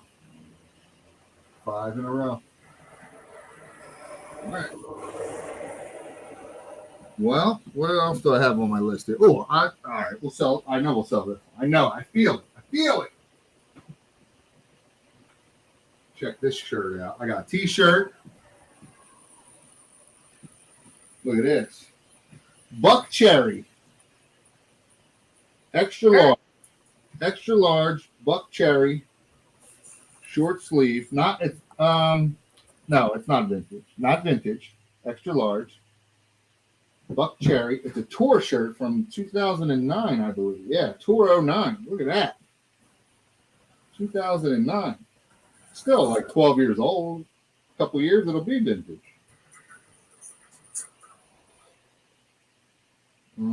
Pittsburgh. They came to Pittsburgh. Probably the closest. Now Hershey Arena is where we go usually up here to watch concerts in Central PA. And it is did I say extra large? 14. We'll start it at 14. $14. Come on. Buck Cherry, 14. Extra large. Free shipping. Toltex? Toltex? I don't know how to say it. It's like gray. The graphics on the front are awesome. I might wear this if no one buys it. Got a butterfly, 2 skulls on it. Be a big Buck Cherry fan. Buck Cherry. Short sleeve tour shirt, 09. It's a lot of they toured for 4 almost every day for 4 straight months. Jeez. A lot of tours. A lot of stops there for Buck Cherry.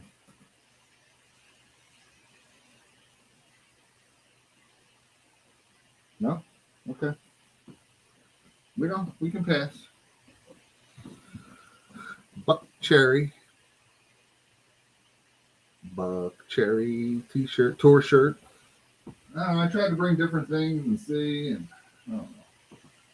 I don't know. What do you want? What do you want to buy? Tell me what you want. Tell me. Okay, well, that's 2 for me. 6 in a row. Cherry fans here, I guess. No, I guess not. Okay. That's all right. 6 in a row. I don't even know who they are, so. Renee, is there like a mercy rule like in baseball? Maybe. Like if we get to 10 in a row with no bids, should we call it a day? I mean, I'll goof around here forever. I'm just asking. Yeah. Well, check your private chat. Oh, I'm sorry. Okay. Right.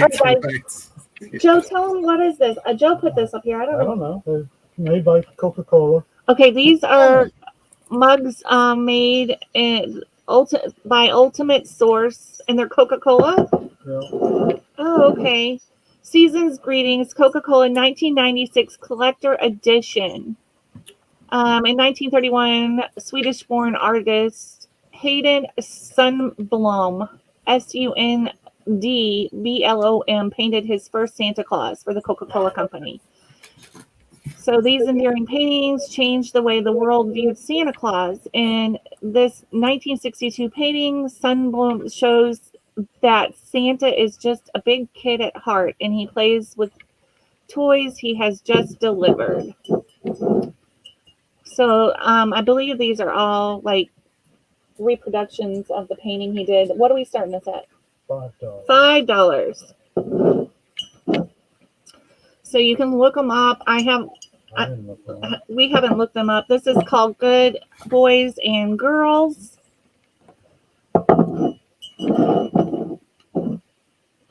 I guess he's checking his list. Checking it twice. Yeah. See who's naughty or nice. I'm on the naughty list most of the time. I was going to say, I'm probably still not on there, am I? These kids are stealing Cokes out of the refrigerator. Naughty list. They're going on the naughty list for Santa. Oh, they're putting it out for Santa. It's called For Santa. Naughty list. Sneak in to get that caffeine in the middle of the night so they can stay up for Santa. This is called Season's Greetings. So there's 3 of them. I got Amy in at 5, looking for 6.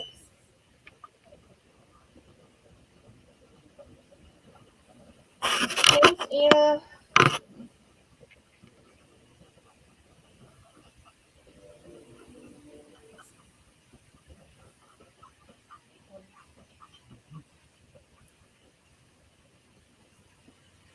And I did not see any chips or cracks.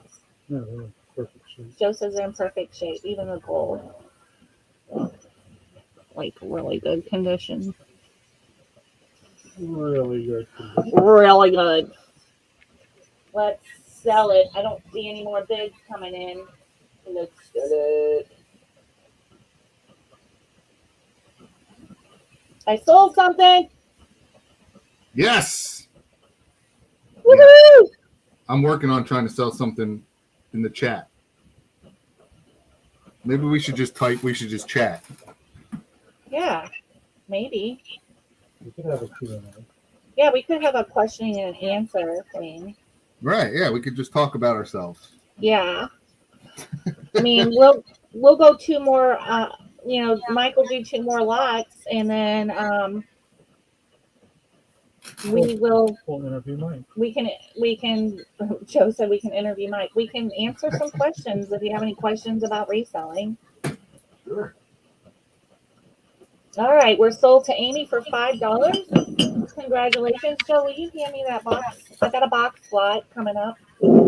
Oh yeah, do one of those box lots you were telling me about before we started. I Yeah. have this huge box lot. I didn't even count. But we're gonna start it. We're gonna start it at 20. Hold on, here comes. It's like it's a big one. It's a big one. These are, I think they're all rabbits except for one cat. We're gonna start it at $20. Look at all those rabbits. Most of these are resin. There are some ceramic ones in here. There's one. $20.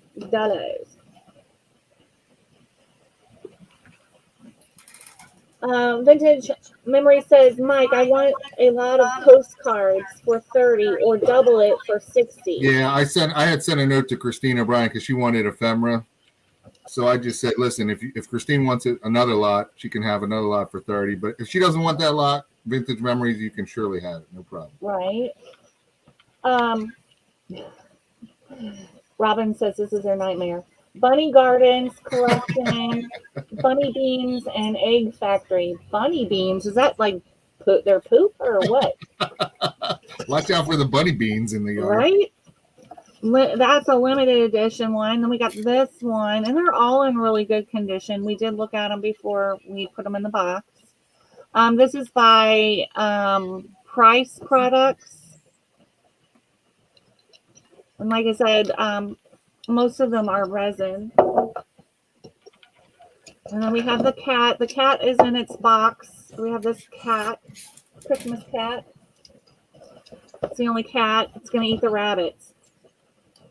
And this is by, what was that? We had that before. There was another one. I'll tell you in a minute.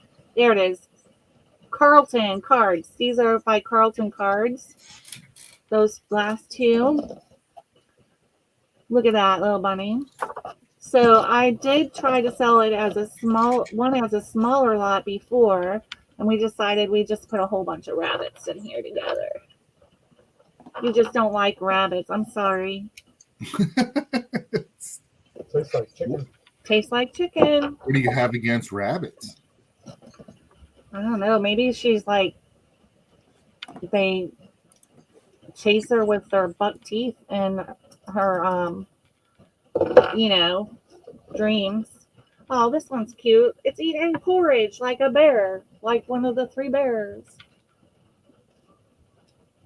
I muted myself accidentally. This was from the crazy cat estate we bought. I know they're not cats, but she had all these bunnies too. He's cute. Decorated for Easter. I guess she did something. But she worked like for the Humane Society. So this is a price as well. Really cute. There's a Homeco one in here too somewhere, but it's ceramic.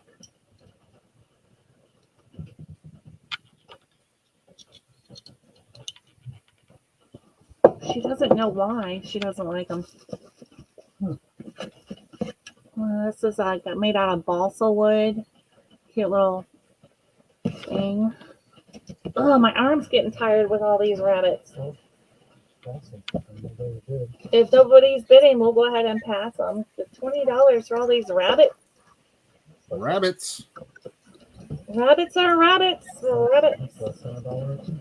Yeah, less than $1 piece. This is the Homeco one. It's ceramic. It's super cute with a little butterfly. Whoop. Team Tortoise. Team Says Robin. All right. So no takers on $20, and I don't know how many freaking rabbits are in here. I know a naughty rabbit joke. Uh-oh. I mean, I'm not going to tell it. I just came to my head. This is daytime. Yeah, this is not. It would not. Daytime YouTube. Right. Yeah, Joe knows a penguin one. Did you? I thought you already told that one, Mike. That's my only. I don't think I told it in mine. It's the only one that only joke he can like remember. The penguin joke. But it's hilarious. Right? They keep multiplying, Robin, for real. He only All needs right, one. That's a pass. We're gonna go to Mike.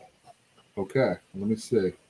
And these will be the last two lots for today. And if you want to chat or ask questions about anything, well, almost anything, we might have an answer. If not, we'll just make one up. You guys don't want to miss our next What Sold video. We had a big sale. Big sale? Yeah. I think I know what it is. Yeah. All right, I have these two Sarah Coventry pieces. One is a brooch and one is a, I don't know, what do you call it? Charm that goes on your necklace. Medallion. Both $8 start for both. Free shipping. $8 start for both. So I got this first one. Let me see if I can get this light. It's like a silver tone. It's got leaves on it and berries, and they are signed. Right, so Sarah Coventry, right there. Probably hard to see, but it's a brooch. And then I got this other one here. It's like some kind of gold tone medallion thing, charm, necklace. Looks like a Greek keyhole pattern almost. Yeah. You can probably see the Sarah Coventry a little better. Hi, Amber. Hi, Ivan. Hi, Amber. Oh, shit. Two Sarah I know. Coventries. Those are pretty. Yeah, I don't know. I know that Rhonda's got to go pick up Liam, too, here in a few minutes. I don't sell much jewelry, so I try to find pieces that are signed, and I don't know. I'm still learning about jewelry.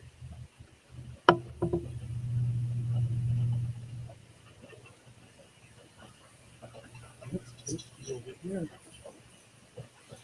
it feels good. But if there's no interest, we can It's napping. pass. No All big- right. It doesn't look like we have any interest in those. Those are nice pieces. Okay, well, it's okay. All right, next. All right, so for my last slide, this is my big finish. I don't really know what it is, but It's a pie. It's a- Pie or it's a- souffle dish. it's a pie place. Oh. Wait. Praise came in at 8 for your other pieces. Oh, okay. Hold on. Who did? Praise Vintage. Oh, okay. Yeah. Okay. Yep. Praise Vintage sent me an email. I got your email, Praise Vintage, on the DVDs. I bought some DVDs. Does anybody want to come in at 9 or should we stop?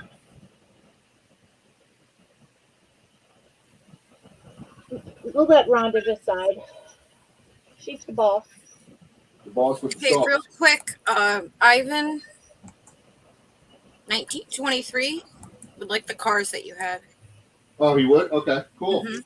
Wow, look, we're going back. We're going backwards now. Where did I put Woo! Anybody else want to go backwards in something that we should? it? Thank you, Ivan. Appreciate it. How much did I say? 12? Yes. Okay, so that was Ivan. And then I have to actually leave because I have to get gas before I get my son, or I won't make it to the school. That's all good. I think, do you trust me to take over while you're gone? I think I can trust you. Okay, good. Don't trust Love me. ya. Thank you. I can't take it. Love y'all. Talk to you soon. Bye, Rhonda. Rhonda, thank you. Bye. Thank you. All right. Well, we're gonna. Hey, Mr. Picky. All right, we're going to sell these to Crazed Vintage for $8. Okay, cool. Thank you, Crazy Vintage. I'm gonna type that in there. So Oh, man. don't tell me what to do.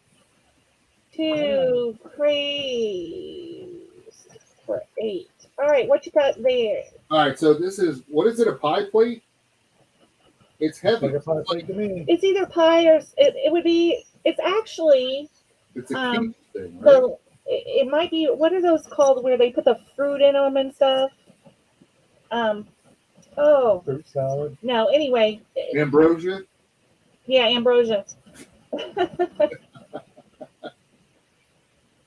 I don't think it was ever used. I mean, I'm not gonna sell it as brand new, but I mean, it's got like no wear to it. It's Doesn't heavy. look like it. It's a heavy thing. It's got flowers on it. I don't know what the. Let me see if I can get the dimension. I'm gonna start at 14. 14. Free shipping. $14. Looks like 9-inch. Tart. 9-inch pie. Oh yeah, it's a tart. A tart. tart. That's it. A tart. Thank you, Amy. Thank you, Robin. It just was not coming to my head. And it's Hey, Ashley. made by Christine Holm. Christine Holm? I don't know. You can buy a tart for $14. I mean, a tart maker. Then you can have lots of tarts. Yeah, you can make your own tarts at home. I make tarts all the time. You do? Oh, tart with a T. It's oven, dishwasher, and microwave safe. Wow. Not my tarts. Now you're I think you guys are just getting a little out of control here because we haven't had. We got a little rowdy sale. now. Well, I don't know. It's something I don't normally sell stuff like this, but I found it and I thought maybe I'll bring it. Comes in this. Well, John, you could make a cheesecake in that. Oh yeah. You could put your little graham cracker crust around there and then do that. Yeah. Oh, Mimic you wants to know who tarted. I will never tell. Made in Thailand. It's pretty. Oh, I You know, something. It's Can you something. make me a tart if we bought it? can make the tart right now. No, I don't need you to make me a tart right now. Don't be tarting next to me. Look what you started, Mimic you. All right. If anybody decides they want to purchase it 10 minutes from now, let Mike know. Right. I'm going to bring us all in. And if you guys have any questions, it can be random. It can be reseller questions. Who knows? We might ask you some questions. Yeah, let me write this down. Crazed Vintage bought the jewelry, right? Yeah. Yes, for $8. Got it. We're going to remove your other camera. Yeah, get that out of there. Get it out of Yeah, here. Get out of there. Janae said, I received your package at Mike. Oh. Thank you. You're welcome, Awesome. Janae. Very nice. Awesome. It's always nice to hear that the post office did their job. Right. Janae says, hi, Popo Joe. Oh, Joe- Hi, Janae. Joe's had like 3 hours of sleep. He worked last night. Got home at Question. 8 o'clock this morning. Got up at 11. question for Joe in the chat. There you go.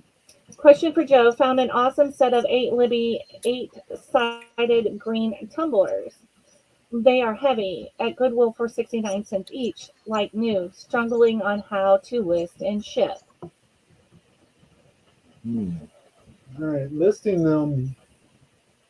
Use Google if you have a Android phone, I think it's Google Photos, and if you have No, Google Lens. it's Google Lens, We're Google Lens. and if you have an iPhone, it's Google Photos. Download that app and use it to identify it. That will, if you take a picture of one glass and run it through that app, it'll search for pictures of that same exact glass all over the internet. So it'll bring up sales from Mercari, eBay, Wherever. Even a Wherever. regular like vintage website. yeah, vintage websites. Um, It'll help you price it. And then, we have a content video about that as well if you want to watch that on how to use Google Photos. and then shipping glasses, you always want to make sure you fill the inside of the glass. You can use just like some newsprint or wrapping paper, some kind of packing paper. Pack the inside of the glass. You don't have to pack it real tight, just something to fill the void in there. And then wrap it with big bubble wrap. I would say at least 2 rounds of big bubble wrap, and then take a whole page of a newspaper and then wrap that. And then you want to, when you're packing it in the box, you really have 2 options there. You can use a big box and keep all the glasses from touching any of the edges by using packing paper or bubbles or peanuts. Or you can do 2 boxes, put a box inside of a box. If you do that, you can allow the glasses to actually touch the outside of the inner box. But then make sure that when you're putting that box inside of your other box, you're filling all the way around all 6 sides so that you don't have cardboard touching cardboard of your 2 boxes. 6 sides. There's 6 sides to a box, like a dice. Oh, okay. I was thinking. Anyway, never mind. Top, bottom, left, right, front, back. So, Libby actually does very well as far as sales for vintage. What I would do, Dee, is look online and see how they sell best for. If I'm usually the one that buys, goes out and sources, and then I'm usually the one that lists. But I would look to see how they sell best. If they sell best at 8 or and lots of 2. I recently was at Goodwill and bought 5 stemmed Libby gold leaf pattern, and those sell really well, but they sell better in lots of 2. So I'm going to actually do 1 lot of 2 and 1 lot of 3. People look for them in case, they broke some of theirs and they want to replace them. I have a whole complete bar house set of Libby. So it just depends on the pattern you have too. Hi, Jenny. But 69 cents is usually it's a good price if you're doing, bye Jenny. If you're buying the gold leaf pattern, but check the pattern first before you purchase it. And also, when you list on eBay, so should you sell in pairs or 8, you can list them on eBay as individuals, one with a quantity of 8, and then you can go into your listing and you can do multi-quantity discounts. Yeah. So if they buy 2, they get a 10% discount. If they buy 3, they get a 15% discount. Right, but they charge for that type of listing. No, they don't. Oh, they don't? They No. used to. That's a free option on eBay. Oh, good. Good. And then you can learn something new. Then you can put in your description that you'll combine shipping and invoice them if they purchase more than 1. That way they're not getting hit with the multiple shipping. Say it's $5 a glass to ship them. individually, but it's only $6 to ship 2, or $7 to ship 3. Yeah. So Yeah, John, you do need to come visit us. John said he's doing storage day tomorrow. Yeah. Going to storage locker auctions. Is that what that means? I don't know. Did you guys get a storage unit? Anyway, I don't know. He'll tell us. And you're welcome. And So Mike, how did you get started in reselling? Oh man, well, I've always been kind of like a reseller in some way. I grew up, in the early mid '90s, during the sports card comic book, craze. At that time, I was in like high school and stuff, and I would go with my dad. My dad and I would like buy all these baseball cards, and we'd go to the baseball card shows at the malls and stuff, and comic books, and we almost ended up getting a store, but we didn't. But anyway, so like I had been doing that, and then I had an eBay account for a long time, and I would just sell stuff like here and there, like stuff I didn't use or stuff that somebody gave me that was new or whatever, and I didn't use it. And then one day I saw on the news this series or this kind of story they were doing on this guy. It was like this guy goes to Walmart and buys stuff and resells it online and makes $100,000 a year or whatever. And it was retail arbitrage stuff. You know what I mean? He was buying clearance things, and I was like, man, that's pretty cool. Like, I see that clearance stuff, and I usually just walk right past it, and I never, So I started. So I went to YouTube because it was like a news thing on my local news, and then I didn't see the whole thing, so I went to YouTube to try to find if I could find the news show, and I found like reselling and channels, and I started watching Pete and Lonnie and Global Voodoo, all the guys that were doing this. This is like 2014, whatever, I don't know, 2012, whatever. Or I don't know how long, 15, whatever. And I was like, man, this is awesome. These guys like going to yard sales and thrift store. Like I'd never been in a thrift store and all this and that. I was like, I got an eBay account. I could try to do that kind of stuff. And I had already, like I said, I was already kind of familiar with it. I wasn't buying things like specifically anymore to resell. But after that, I started like checking out. I have a Goodwill bins not too far away, and I saw videos on that. And I would go buy clothes and stuff.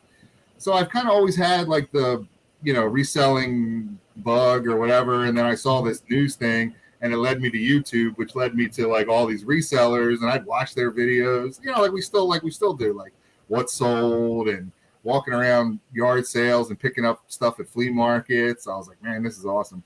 And then little by little, I just got bigger and bigger and bigger. I would sell more, and I'd buy more, and I'd sell more, and then here we are. yeah. So, okay, good. If you were to pick one or two of your favorite people that you've learned from as resellers, and you would suggest people watch, who would they be? Well, I tell you what, like one is if you watch the Auction Professor. Mm-hmm. So I now sell a lot of ephemera. I didn't used to back in the day, and Don, his name's Don. He sells a lot of ephemera as well. So, but he sells a lot of other things too. Yeah. And he's very knowledgeable about the industry in general. He's been a reseller for like 20 years or 25 years or something like that. And for me, and some people might not like it, or some people might not, find this entertaining or whatever. He's a straight shooter guy. You know what I mean? He'll tell you how it is, and you might not like his opinions on things maybe, or how he says it, but I don't agree with everything he says either, but I like the fact that he's like not like, there's some resellers or some bigger channels that will just everything's sunshine and roses, and right. You're making $8 million a day, and I'm not calling anybody out. I'm just saying, like, he's more of a realist, and he's not afraid to tell you, and his information is really good. So I like him a lot. I mean, any of those big guys. I learned a lot from Global Voodoo. You may not have heard of Global Voodoo, but he was one of the original reseller channels too up there with, you know, Lonnie's great, Pete the Craigslist hunter, but Mike at Global Voodoo is very straightforward and like, you know, where he'll just tell you how, and he's genuine. And again, you're probably not going to agree with everything he says. I don't agree with everything he says, but I'd rather have somebody tell me how they really feel, whether I agree with it or not, than, you know, everything's great and I bought, you know, a storage locker and I sold it for $1 million, or I went to the flea market and found this gold bar for 50 cents. And I'm just saying, like, I appreciate those type of people. Pete, the Craigslist hunter, is great. I don't know. Those are the guys I watch, or I grew up watching and Listen to me. I started watching from the beginning, and but now that I have my own channel, my own auctions, it's hard to watch. It's hard to watch everybody all the time anymore. It is. It's very hard. You want me to tell you how to get some time to watch people? Become a police officer on night shift. Or take your phone into the bathroom. Right. Well, I always feel like if I'm watching YouTube, I should be either making my own video or listing something on eBay. You know what I mean, or whatever. Like, so I try to chunk it out. Like, you know, like I'll list for like an hour and then 20 minutes I'll take a little break. You know what I mean, and watch a couple videos or grab something to eat. Because you can really get sucked into it. I've gotten where I've got at certain times, like I get into a slump with listing and I'm like, I'm just going to watch YouTube. And then I'll be like, oh, I'm just going to watch one more. I haven't seen this person in a while. And just one more. I really don't want to list. I don't want to do laundry. I don't want to kind of stuff.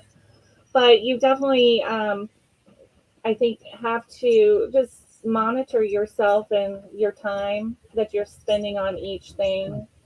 Do you do anything with your reselling on TikTok?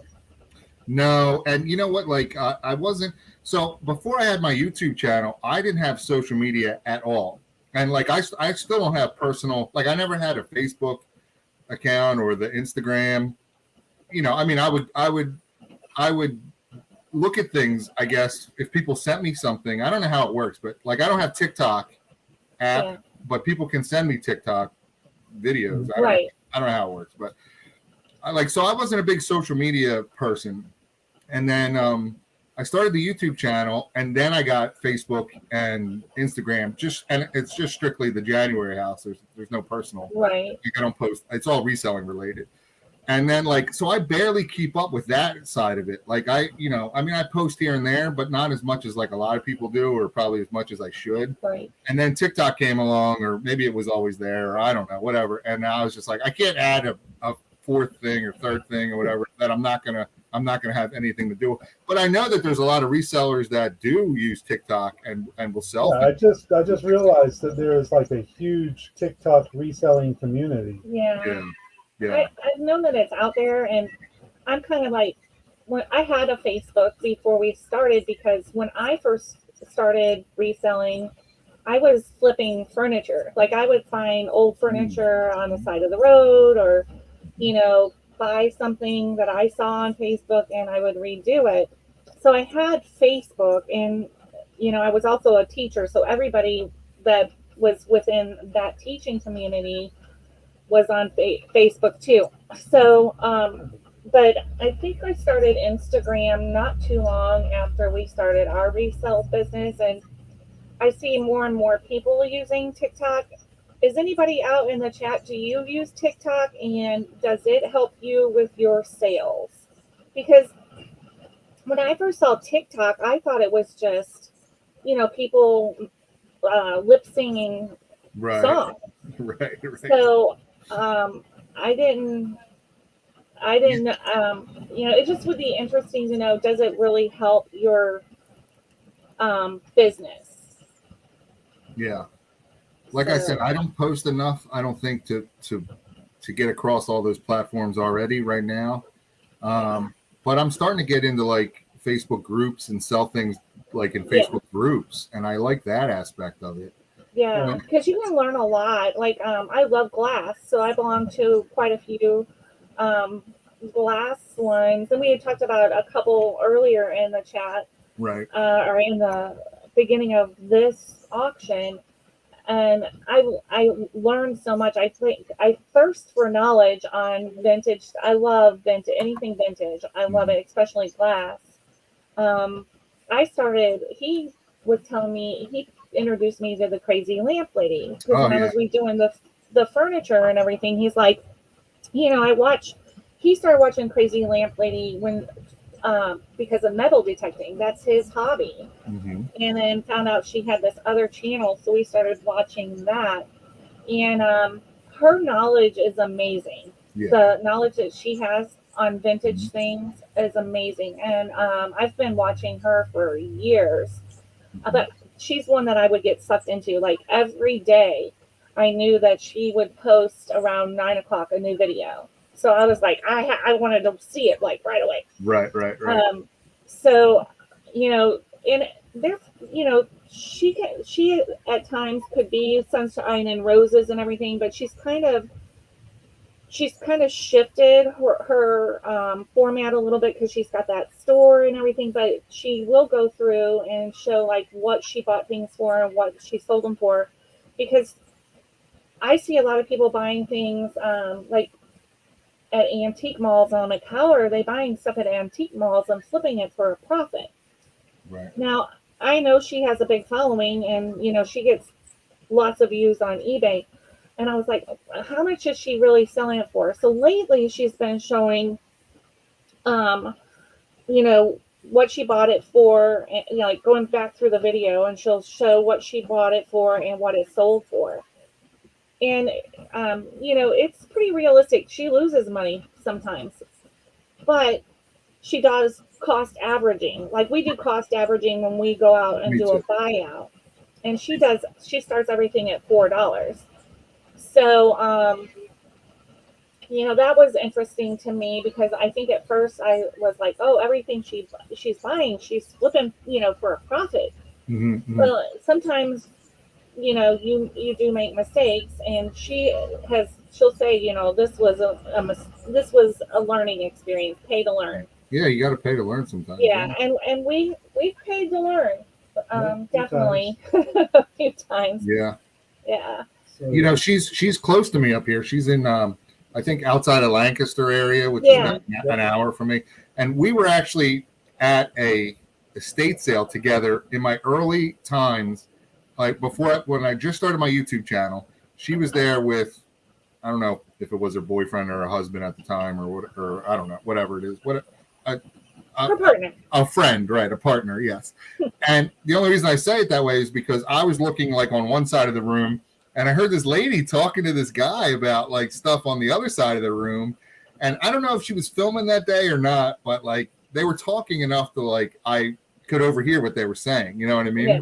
And then I remember watching an episode, and I was like, oh my gosh, that was the girl talking to the guy in that estate sale. And I was like, that's Yeah. Crazy Lamp Lady. Yeah. Yeah. And then I realized, okay, she's in like Lancaster area, so she's close by. Yeah, she goes to flea markets around me as well. Yeah. And she's got a good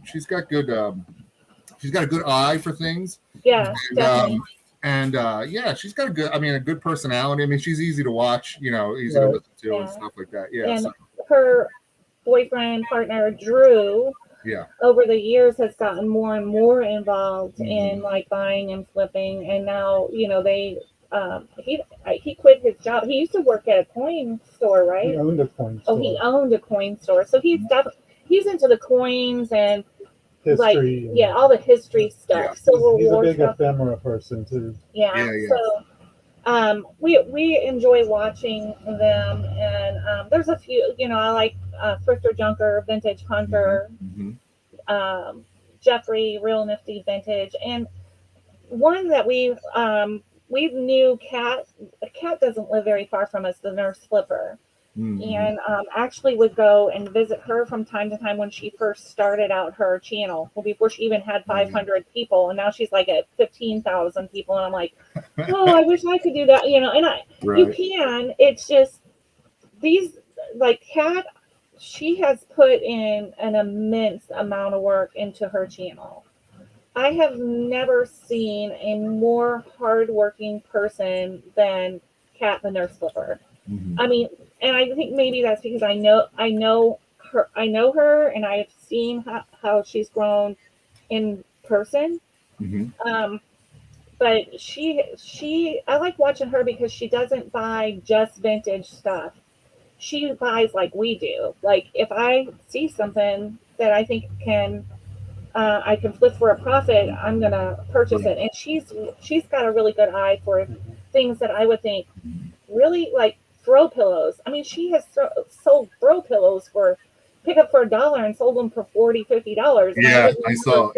Yeah. never think of that. So George has a question. Does anyone watch Dr. Lori? Have you ever watched Dr. Lori, Mike? No. Okay, You should watch her one day. Okay, It's an experience. Is it reselling? She's not a reseller. She's an appraiser. Oh, appraiser. Okay. But she's got a wealth of knowledge, but she comes across sometimes very abrasive. But it's fun to watch because if you're not the one on the end of the abrasiveness, Maybe it's just me. I don't mind that. Like, I don't mind. I don't either. I find that, and if somebody has a strong opinion, whether I agree with it or not, I enjoy that. Like, if somebody's willing to have an opinion and state why, then I'll give you another one. He's not abrasive by any means, but he's very good. Terminal 99. You ever watch Terminal 99? Never heard of him. Terminal 99 is this older gentleman, and he buys at like flea markets and I think like antique booths and stuff like that. And he brings everything home and he goes up to his balcony or like in his backyard on his porch or whatever, and he lays it all out and shows you. Write it down. Terminal 99 is a good one too. Just those under the radar. It's all together, like Terminal and then the 2 9s together. Like it's all one. And he's got a pretty decent sized channel. I think like 15,000 subscribers. Yeah, she like Dr. Lori I don't know if it's once a week or what it is that you can as a viewer get on with her and she'll look at something that you have and do like a free appraisal. But she also does appraisals where you can purchase her information, like what it appraises out, and she gives you a written appraisal. And I don't know if Jill's still in here, but I think Random Girl Jill was on with her at one point with something that she had. But yeah, she's got a wealth of knowledge and she can be abrasive, but she is also, I don't know, she's kind of snooty. I just subscribed to her. Yeah. It's definitely interesting to listen to her. She'll go over certain topics, certain errors and everything like that. So she's interesting. Yeah, I'll check it out. Very good at teaching you how to identify something, especially if it's real or fake or where it came from, and just things to look for when you're out sourcing. Yeah, I like that. I like learning. The best part is learning. For me, is like learning about it. You know what I mean? Like, I think if you're a reseller, you have to be constantly learning and trying to keep up with trends, what's selling, what's not selling. There'll be hot items that were in the, I don't know, fidget spinners. People, let's take that for an example. Right. Those were really popular and selling like crazy, different ones. But now, you don't want to pick up a fidget spinner. You can't throw them out the door. So, you just always have to keep your brain active in what's out there. Because I think we would we probably walk by all kinds of things. Everybody does. Well, you know what's interesting? Like, or maybe it's not interesting. You know what I do sometimes is like I'll see something and it'll trigger my brain to kind of like go to eBay and look at sold comps for it, and I'll just like go down a rabbit hole sometimes of like, oh yeah, you know what I mean? Like I don't know how to explain. Like I don't know. Like I'll see I'll look, just example, the coaster, and I'll just type in like vintage coasters and just sort. You know what I mean? And maybe it's nothing, but then I'll do like I have this. I think there's a paperweight in here. Like, you know what I mean? Like, and I'll check out this like paperweight, right, thing. And I'll be like vintage paperweights or, I don't know, sort by highest. Yeah. And just see like, okay, if I ever see one like Joe has, I know, or they're marked on the bottom or something like that. I check that out. Oh yeah, we definitely.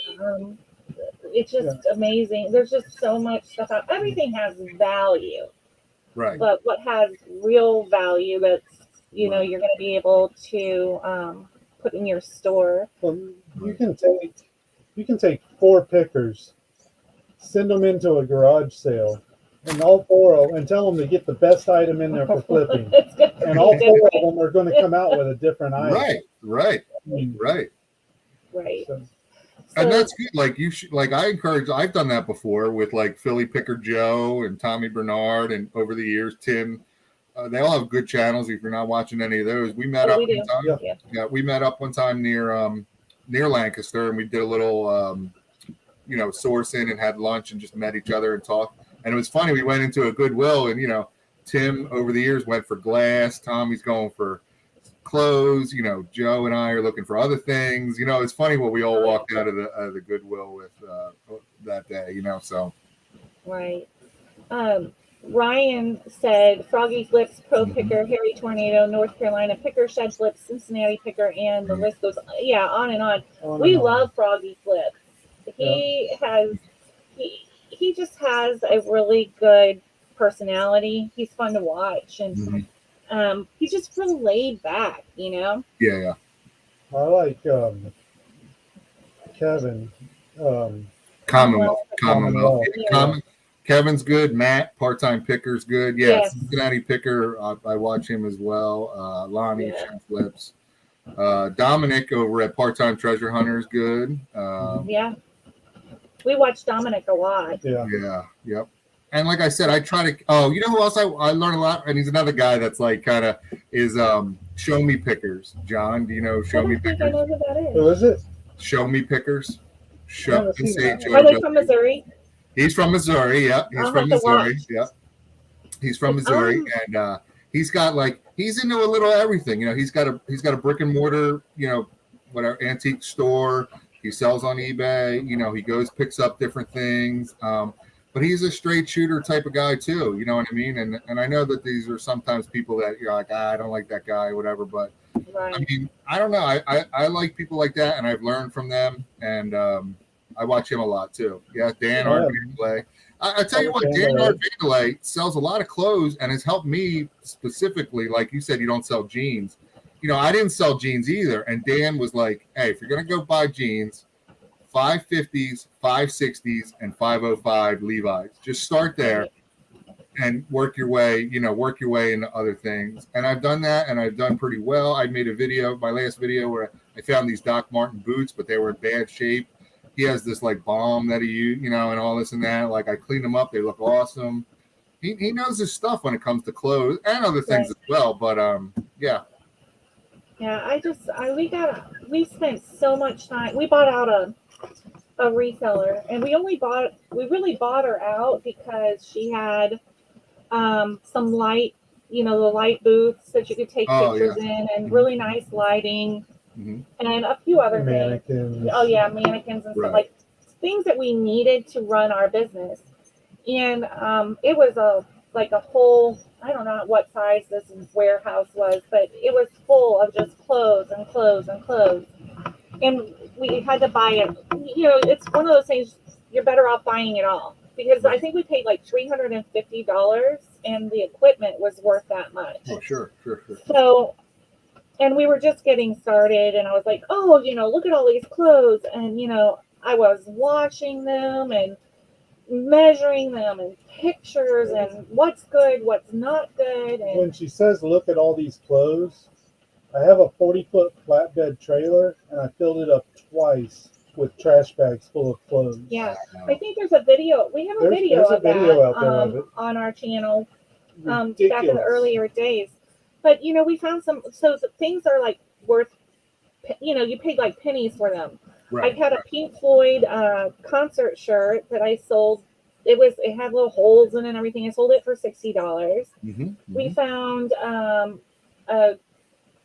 was it Christian Dior jacket, tweed jacket that was vintage. I sold it for $120. Nice. I mean, so we definitely made our money back in it, but we had so many clothes we couldn't. I finally just things out for free on Facebook, and some lady came and like filled her car up like 3 times because she would clean them and everything and have them ready for anybody that needed them for natural disasters or fires and stuff. So we were happy to do that. But they want so many measurements, what's the waistline, what's the How far is it from nipple to nipple? that kind of thing. And it's like, okay, well, what if your nipples are way out here, Right? You got instead of here, wide Down nipples. here. down here. So yeah, I just it has to at this point, if I see something, that it has to be good, like really good for me to pick up clothes. What's the thing you like to sell the most? Glassware? I would say the glass. What, you don't say no? I do the shipping. Oh, he hates it. Yeah. Just like, no, stop selling that But, glass. I mean, I love it. That's what I'm most knowledgeable about. I love selling. I like the breakables. I like the pottery and anything vintage I can find that brings up that nostalgia in me. Being nostalgic, and that I think will bring that up in everyone else as well. So, Right. hey, Philly Picker. Yeah, speaking of Joe, Philly Picker's here. What's up, Joe? Yeah. Hey, Billy.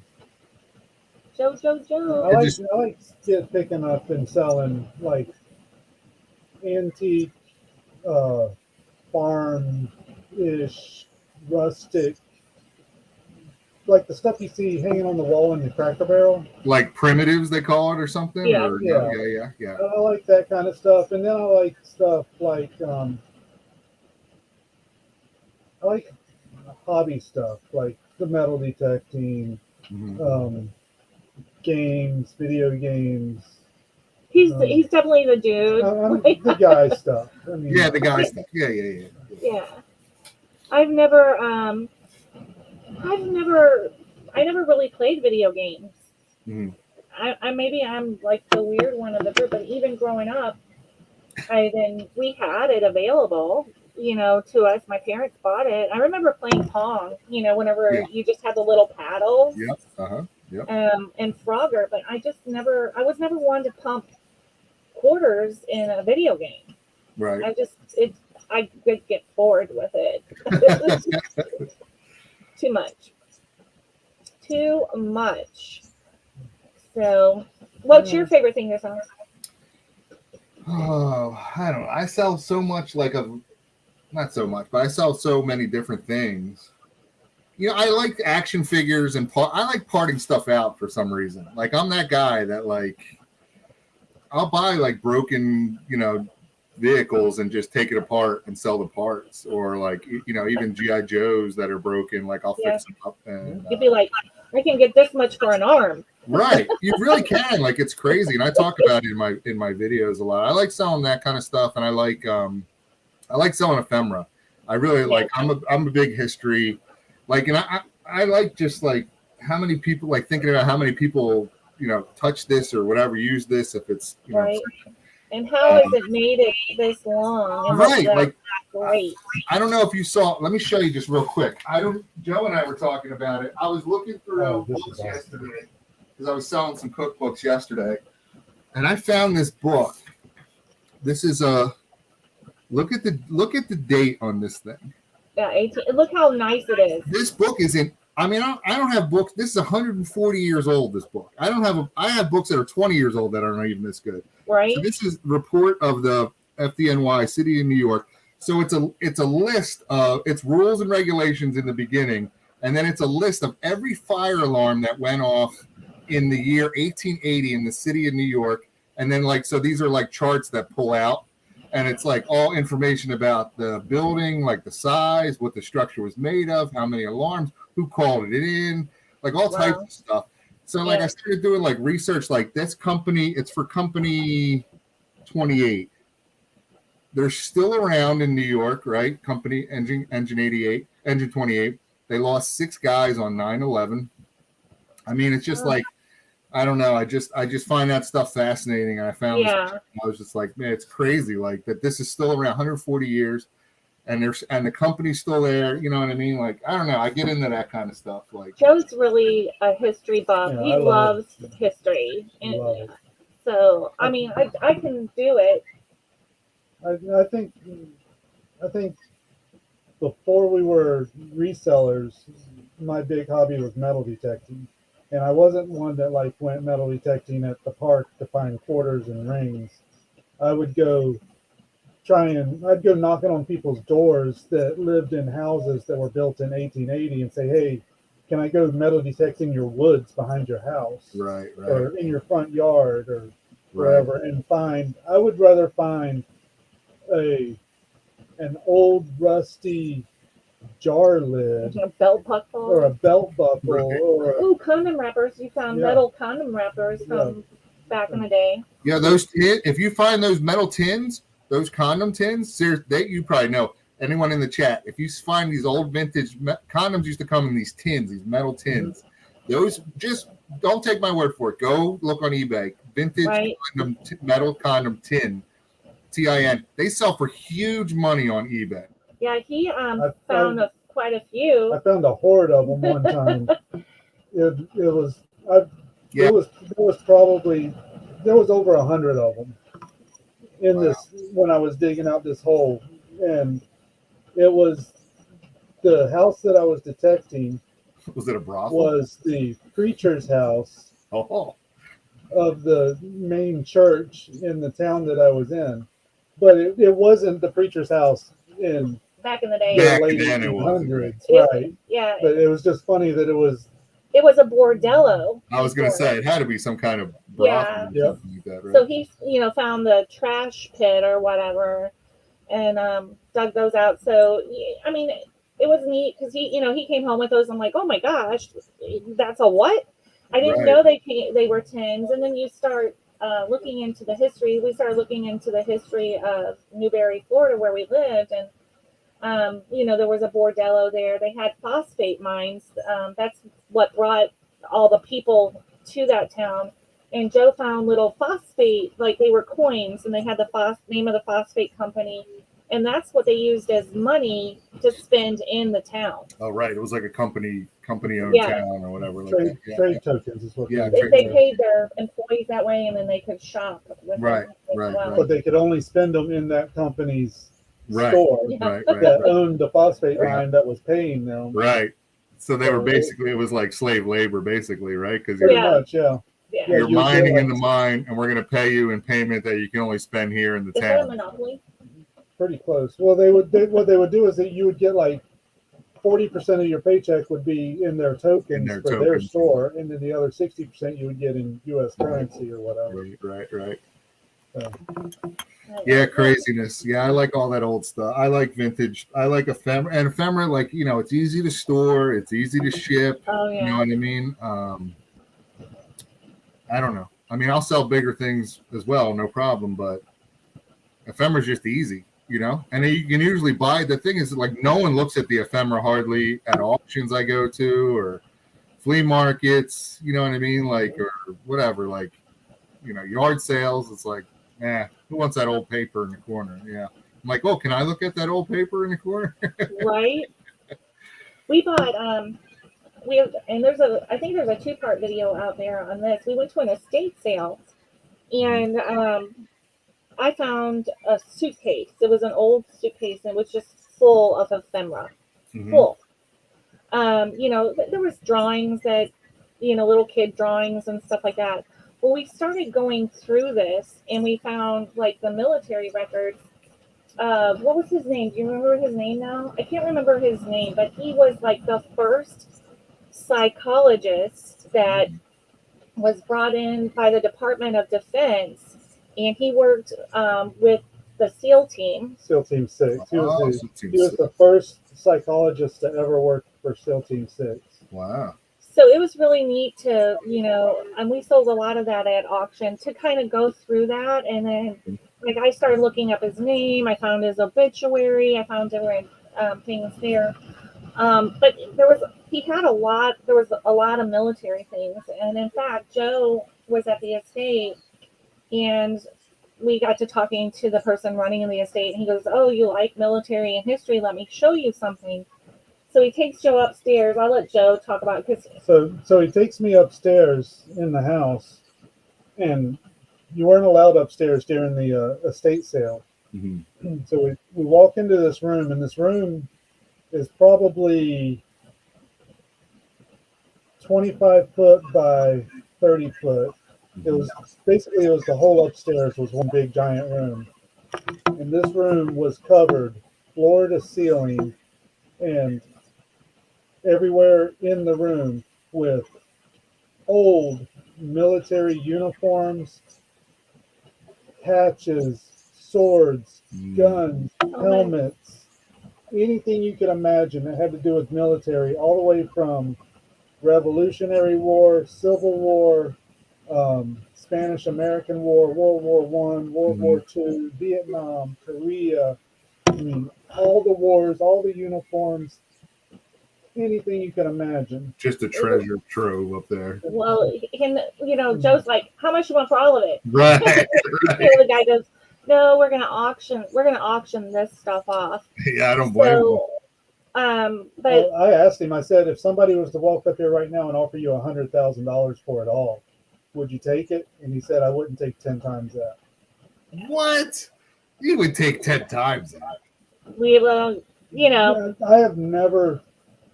It was like walking into the Walmart of historical museums or something. I mean, I can't explain how much was actually in this well, room. and there was a lot at the estate sale, and we happened across it at on the last day, and we did make some good deals with them.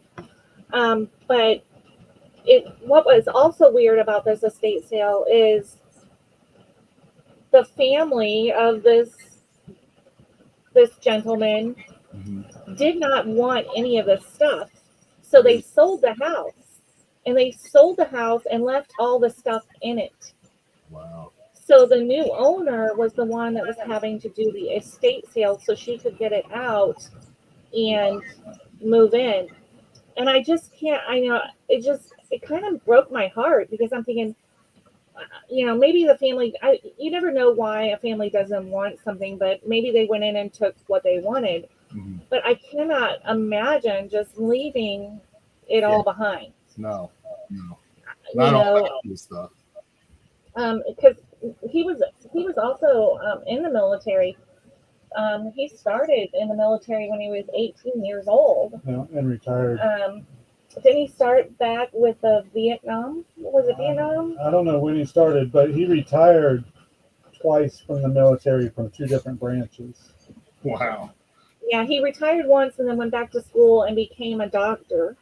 And then there was paperwork where he had written into the Department of Defense and the Navy and different things wanting to become a doctor for them, and they rejected him over and over. And then they finally took him on in was it the early 90s?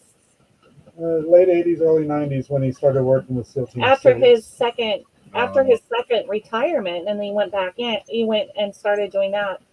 So, I mean, those are the things we resell, trinkets and everything like that. But those are the things that you wait for as a reseller. It's not because you really want to resell them.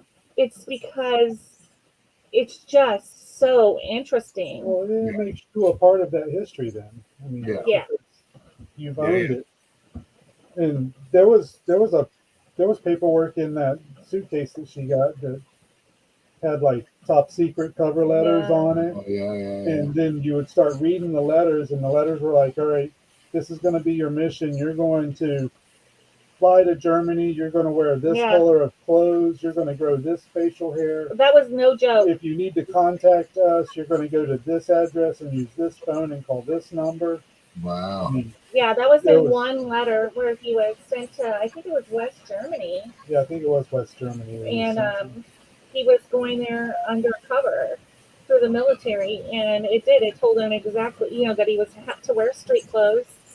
He was to have facial hair. And exactly where to go to use what phone in emergency to get a hold of somebody. Wow, that's It was- cool stuff, man. Yeah, I mean, it's, Because I mean, you got to remember that's pre-cell phone, pre-GPS, Right. pre all of that stuff. I mean, just think of the danger he was putting himself in. You Like know, totally on his own. yeah, You know what I right. mean? Unless you can get to that house with that phone on that time or whatever. Right. Yeah.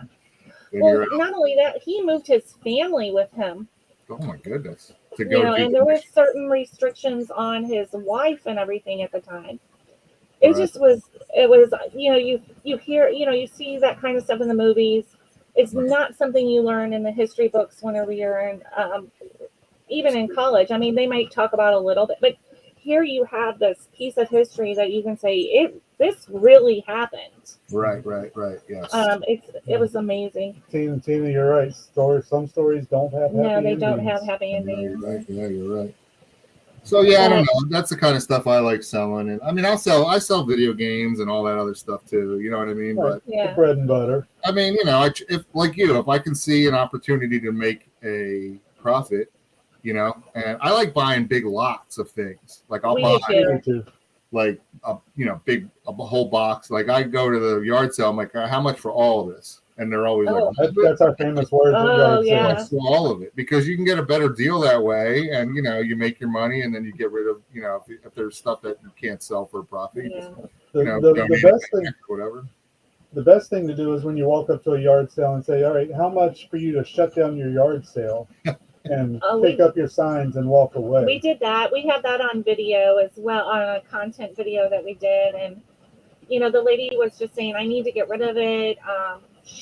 This lady had retired and just disabled, wasn't able to take care of herself. She's like, I was giving the things away from the church, to churches and stuff. And, you know, we got to looking around and there was things that we wanted to buy. And I looked at Joe and I was like, let's just buy it all.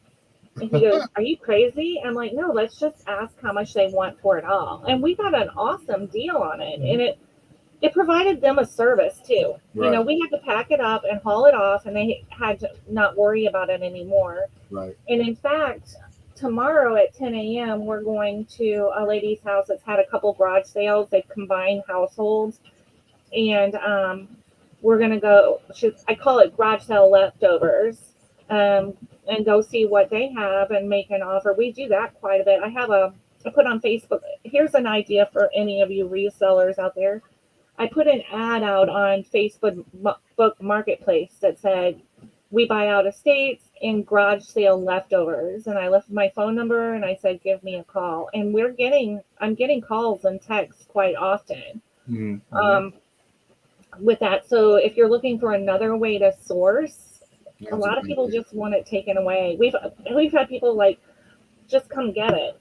And we're Right. like, okay, we'll come get it. Do you want us to you know, when we donate what we don't want, do you want the donation slip?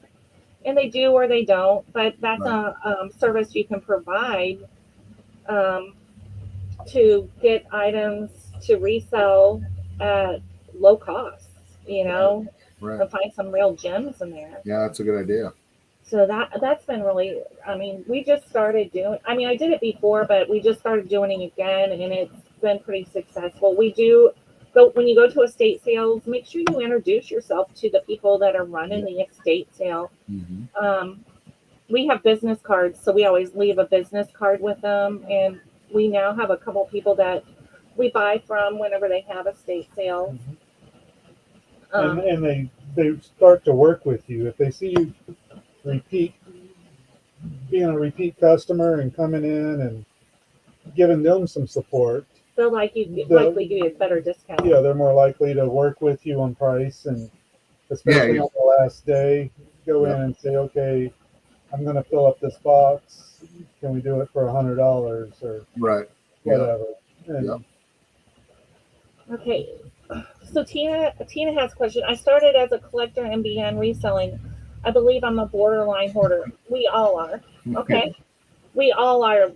You're not a hoarder if you can sell it and if you can get rid of it. Hoarders cannot sell their stuff and they cannot get rid of it. So I'm not there yet. I can't bring myself to. I think it's supposed to be into yard sale. Probably yard sale, yeah. Looking into the auction side of YouTube, incredible community. Any tips? Okay, so yeah. Mike, do you want to? You're gonna get tips from us. We went 6 straight items without selling. Right. Well, just like with anything, it comes in waves, and I think what we saw during the pandemic, like the heart of the pandemic where everything shut down, doing auctions was awesome because you were helping out other resellers. Right. You were getting rid of that death pile that you had, and what you were receiving as offers and selling things for was awesome. Yes, there's still, a pandemic going on, but we don't have the shutdowns like we did before, and people are able to get out and source. So not only, during the pandemic, you were selling to people, resellers and collectors, and just people that needed things. There has been a huge shift. I don't know if I were watching auctions now, whenever I first got into it, would I auction? Because we're kind of on that downhill slope of auctions. It's become very saturated. And like you saw, we had a lot of passes. We used to never have a pass on anything. And we're able to, it's just like anything. The market fluctuates in what you sell and what other people can get out of it. We are going into fourth quarter. But going into fourth quarter, we're in fourth quarter. I keep saying going into it, but we're in fourth quarter. And usually our auctions were a lot higher in sales. But you have to learn it with anything. I think you have to learn to ride the wave. If you're really committed to it, then you're going to come on whether there's 10 people or 25 people and start your lot where you need to start in order to make a little bit of profit and leave some meat on the bone for some resellers. Right. Or know that you have something that people collect and you just can't sell it for a reseller price. Right. Which we do. If you're going to be a reseller, you have to have multiple sources of income. You can't throw all your eggs into one basket of auctions or eBay. I mean, we do auctions. We have eBay. We have Poshmark. We have Mercari. We have an antique booth. I mean, we sell on Facebook Marketplace. Yeah. Right. You have to be able to bring in income from a bunch of different places. If you throw all your eggs into eBay and then It's not going to work. eBay crashes tomorrow, you're out of business until either eBay comes back up or you go and get all of your items and you start relisting them and get them on Mercari or wherever you're going to sell them at. Right. Yeah, I think all great points there. And then if we're going to talk strictly YouTube auctions and you've never done it before, it is saturated right now. Just to know, I mean, it's just the way it is. It doesn't stop me from doing auctions. It doesn't stop Renee from doing auctions. But there's a lot of auctions out there. Figure out if you want to do a free shipping model or a plus shipping model. There's pros and cons to both. Like Renee does plus shipping, I do free shipping. Right, and we used to do free shipping. Right. But with the way shipping prices have gone up and we're not selling as big of lots, I don't do free shipping. But I do start my lots a lot lower than I would if it's just like if you sell something on eBay. If it says free shipping, it is, but there is some buffer for that person. They can't take a full hit on shipping. Right. So you have to price with anything. You have to price accordingly. Yep. So I'm just saying that's the thing to think about. Right. The other thing is packing, shipping, and getting the items out to your customer is very big. There's some people that invoice customers and they wait, a couple days for whatever reason. There's some people that want you to pay right away. If you win an item, you got to pay right away, and they'll ship it out the next day or whatever. These are things to think about. How you're going to do your model is what I'm saying. Right. Free shipping, plus shipping. How you're going to invoice people or how you're going to have them pay you and then ship out the items. Make sure you pack items well. That's a big thing. Have a variety of different items. And if you're a hoarder, like you say, borderline, I'm sure you probably have a varied inventory.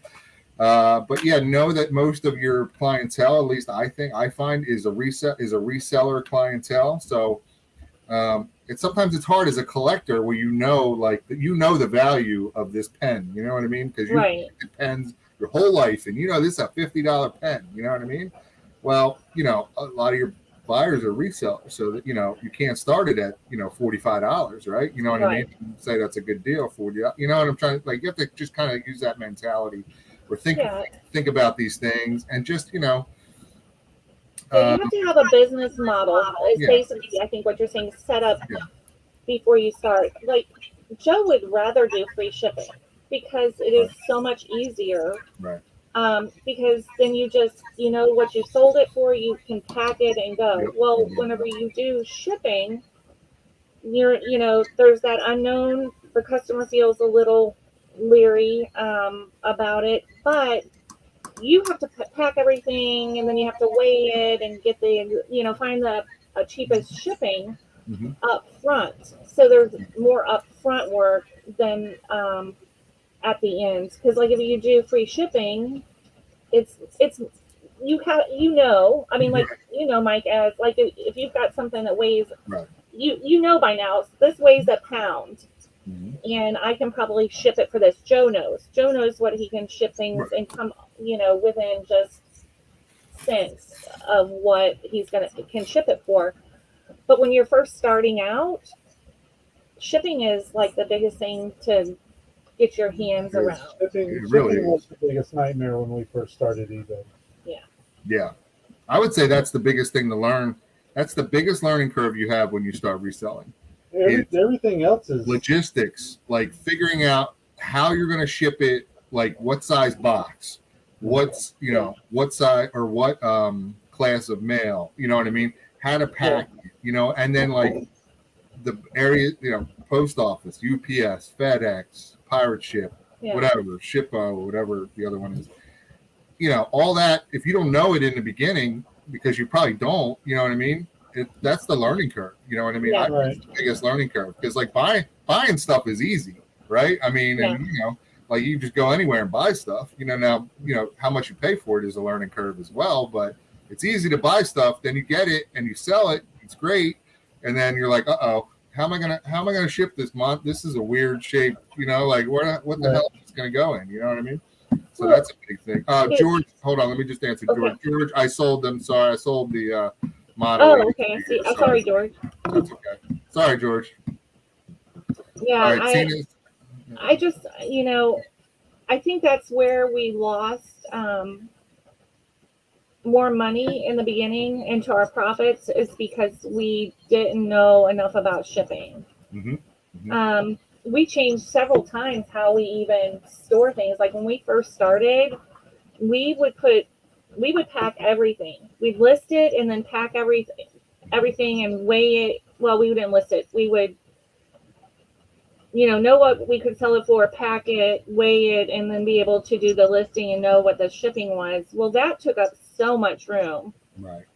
So Joe had to really learn on his feet fast how to do, because that is, I think, where you will lose most of your money if you don't know it. This I can put in a 4x4x4 box, and it's going to weigh nothing, right? 12 ounces, right?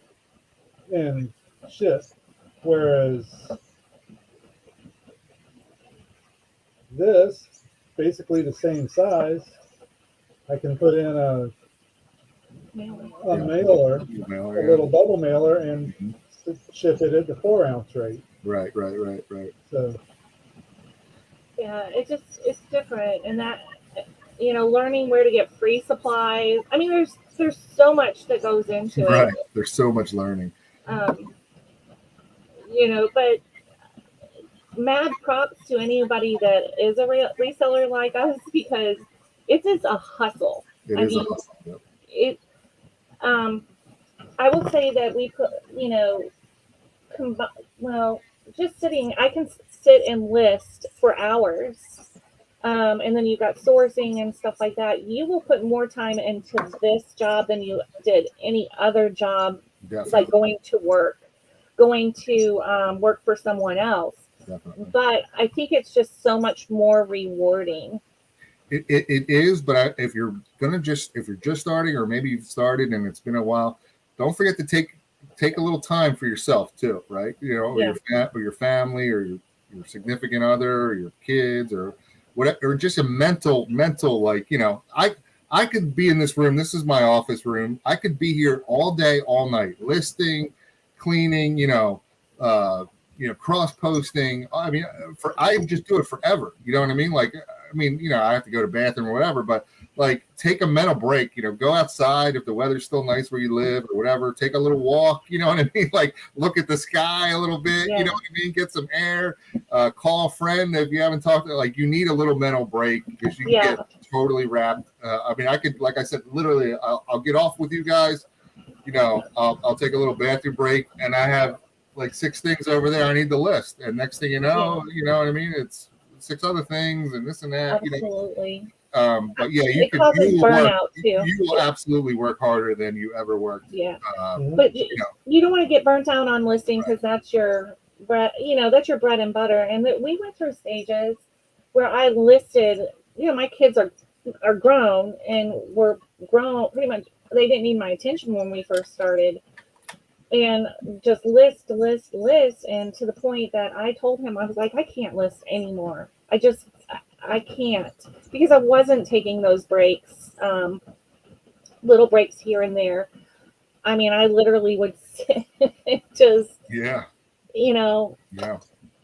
I think that might be part of the reason I'm going more blind. Staring into that light box. Staring into the light box all day. Burns your retinas. Those are bright. I have to turn my head whenever I turn on and I have this spot. I keep in a wet light. I have this spotlight right here. Whenever I do lives or auctions, like at the end, I'm like, let me turn. Actually, like, I'd like to turn it off. Can I turn it off? Is that going to be a problem for anybody? No. See, but now it's like, it's not like, it's too dark. Yeah, I need to get one for Joe for whenever he does the What's Sold videos. I need to get a little ring light. We haven't done it because all we have are those big, box lights. Right. Yeah, I know what you mean. Yeah. You can get sunburn on those. Right. You get nice TV going, right? So it's fun though. I wouldn't want to really do anything else. You know what I mean? Maybe backup quarterback where I just have to hold the clipboard for a year. Right. Yeah. See, my dream job growing up was to be a bullpen catcher for the Boston Red Sox. Right. Just make, $100 grand a year, whatever. Make the league minimum and not have to worry about getting traded or anything as long as you sit in the bullpen and catch balls. Right. League minimum, and you get to go to all the games and all that. Yeah. Tina said the post office is doing a phenomenal job. It costs what it costs. True. We have an opportunity now ourselves. Our shelves are stocked and ready to be shipped to their door. Almost everything I have is used. Overall, I would say the post office does do a phenomenal job. And when we live in a small town, so we get to know our postal workers. However, I know you're saying cost is cost, but currently Florida is suing the postmaster because they have jumped the prices in everything. First class, I think First class is the big one. Is the one that there's I think there's 14 other states. Like Casey, the rock star flipper, he put out a video about that. Go watch that. It's very interesting. But they are, there's lawsuits pending because they feel that they have jumped the prices more than they should, and they're calling for slower service. Right. So I don't mind slower service necessarily as long as it's better service.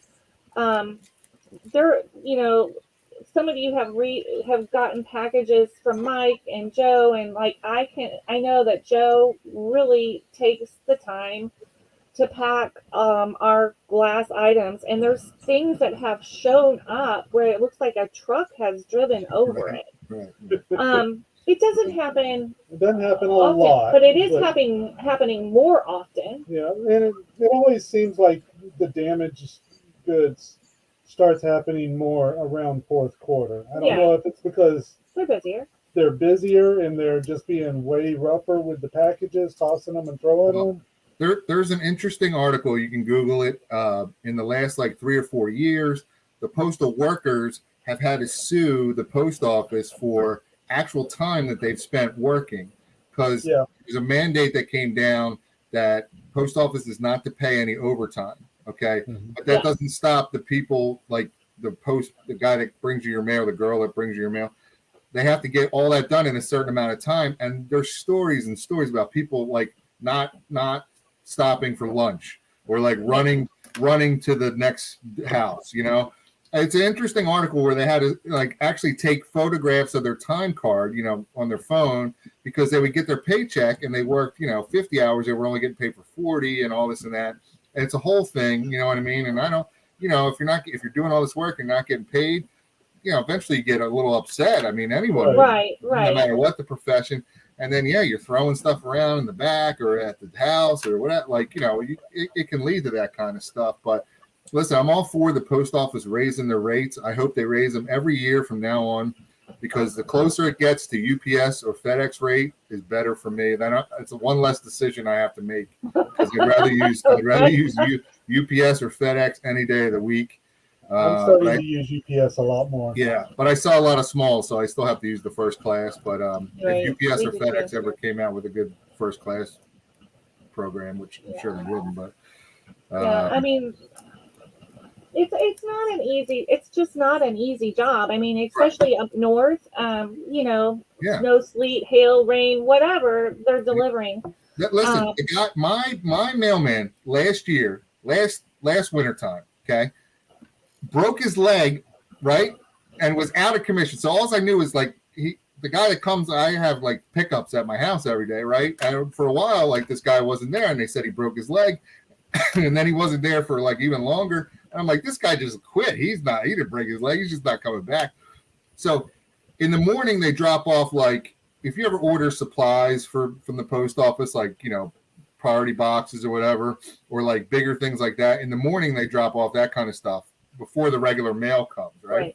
Well, I had my driveway shoveled, and he was delivering like, postal, whatever, priority mailbox, empty, new ones, empty ones, to my front door, and was coming down my driveway and broke his leg on my driveway. It was like black ice. I had no idea, right? Gets in his truck, because he's got to get to the next thing, because he's got like a full day ahead of himself. Right. Gets to the next house. The lady, they try to call like the doc, because then he realized like it was really bad or whatever, right? Yeah. So he gets back to the post office, and they told him, you shouldn't have been going up and down the driveway anyway with the snow and ice. You should have walked on the guy's yard. This is what they told him. Like, they weren't going to give him workman's comp for it. Like, he was out of commission. Like, he had to go, like, get a lawyer involved, his union rep or whatever.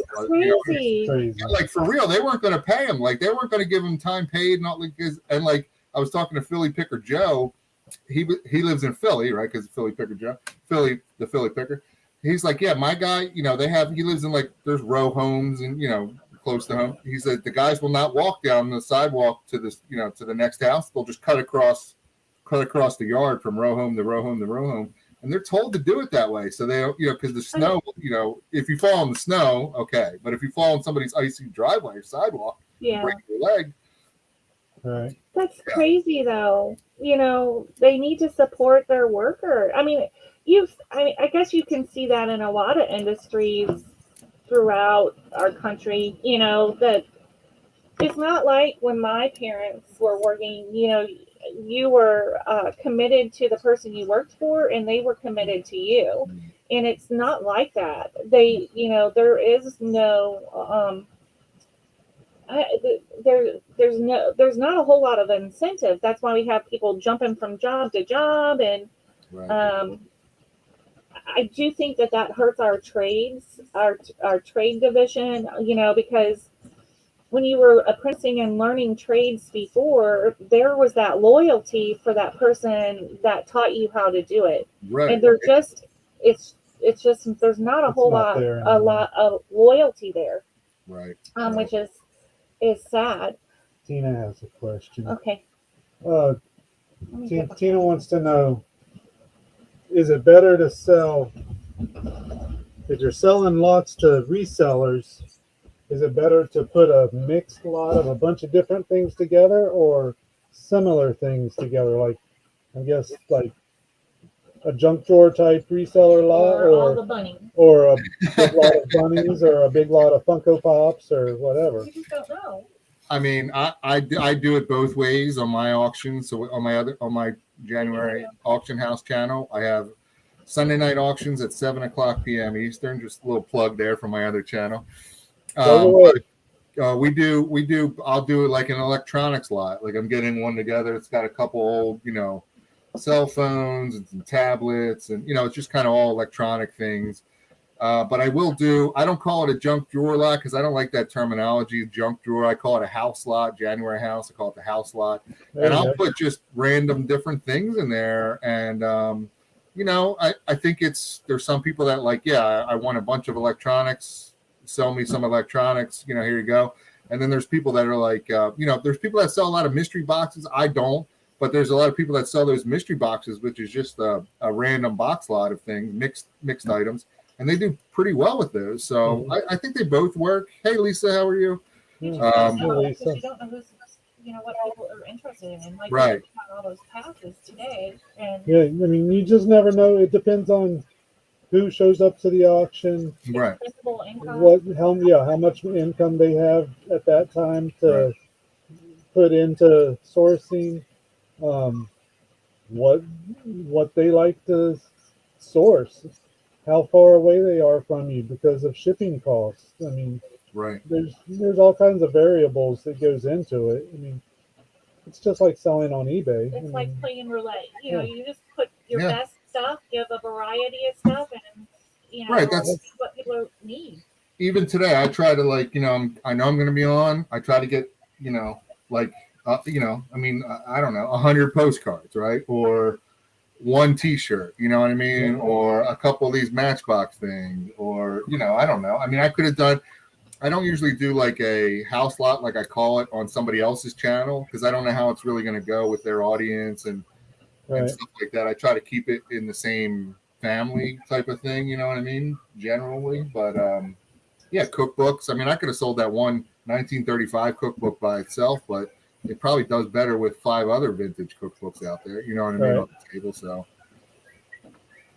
no, I don't sell reseller. I mean, I don't sell reseller boxes outside the auction unless somebody, like if one of my regulars that comes to my auction says, hey, I bought this electronics lot from you one time before. Do you have another electronics lot you want to sell? Surely I would. But I wouldn't lot just me personally. I don't think I'd lot together.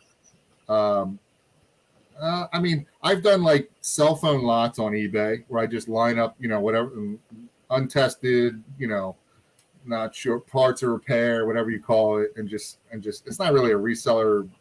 Yeah, I mean, I guess it is, but I don't know. Like I've done that, but not a house lot, or I don't know. Do you guys sell reseller boxes outside of your auction? No. I have a box of cell phones on eBay that's been there for 2.5 years. Right. And we bought them. We bought them whenever. I think we bought them whenever they were kind of popular for people to buy, but on the downhill of it, so they're sitting there. We have sold some like that to auction. You want to? Yeah, I want to buy them. Ask Tina if Tina wants to buy it. Yeah, I mean I will say, I think, we will bring, I don't know about you, but also we bring things that we would list. Like I would list these bunnies. I would probably do a grouping of them. But we have so much to list. That's why we do the auctions, is to try to sell it at a lower price than we would on eBay, because you don't have that 20% fee that you have to pay. Right. Or what, So we are bringing what we know will resell. Right. It's just a matter of how much work that buyer wants to put into listing them, or maybe they just collect them too. So Yeah, I mean, I'll list, like, I'm looking at the passes, like that scarf. I mean, I try to sell that for $8. I'll absolutely list that on eBay for probably right, $20. Best offer. right. The duck trivet thing, I might just take that to my antique booth. I think that'll do better down there if I can Right. show it and people can like touch Yeah, it and we do feel stuff it. like that. Yeah, that kind of stuff. The Buck Cherry shirt will absolutely go online, probably $30, 25, Yeah. $30. I'll list my watches probably as a Yeah. group because there's somebody out there that will resell them, and I can still make a profit on it. Yeah. We don't mark our things up like at especially at like you said, you might list it for $20 Mhm. because you got to think about the fees that you're going to have to pay. Right. If you offer free shipping, then you're going to have to take that into account. Yep. Also, you're then taking it and putting it could be a long tail item. Yep. So, you've got money that you can't put back into your business that's sitting there for a while. Auctions are good for us to, make some profit, not as much profit that we would make on eBay. And it allows us to have that expendable income to go buy other things to bring to auction, add to our death pile, take to our antique booth. Well, a lot of times bringing stuff to auction allows us, we can sell it cheaper because when we're selling on an auction on YouTube, the only expense we have is the cost of goods and the PayPal fee, which is 2.9% and 30 cents per transaction. And we sell it on eBay, you're now looking at 15% that if we're selling it on a YouTube auction, we can pass that 15% straight on down to whoever's buying it from us. And we would still be making the same amount of money. But we also sell stuff cheaper on the YouTube auctions than we would or we make less profit on the YouTube auctions than we do on eBay. Because on YouTube auctions, we know we're selling to resellers. We know we are selling to people that is going to be repeat buyers and continue to come back. And if we're giving them good deals, they're going to keep coming back and getting those good deals. And in the long run, we're making more money and able to turn more product. Right. Yeah. Plus, Joe, don't forget, if you're promoting your listings at all on eBay, that's an expense. If you don't have a store, I mean, I know you do. You know what I mean? Or you have so many there's listing fees sometimes on top of that. Well, there's your store fees. Store fees that you pay. So there's other costs that go into that on eBay as well. And if you do best offer, someone's going to give you an offer. Someone's going to, very few times will you sell it directly if you have best offer. You know what I mean? You might, but sometimes people do. But most times, if you have best offer on, they're going to shoot you an offer, and then you have to decide if you're going to take it or not. Or if you want people to see your product, you got to put it on sale and or run a sale, run a higher promotion, or offer a coupon, or whatever whatever eBay is doing. You know what I mean? The coupon thing. Have you used that? Yeah, actually, I did pretty well with that last month. Really? So, how are you utilizing it? Well, I didn't utilize it in the way when I tell you this answer, you're going to hate it, but it worked well for me. Okay.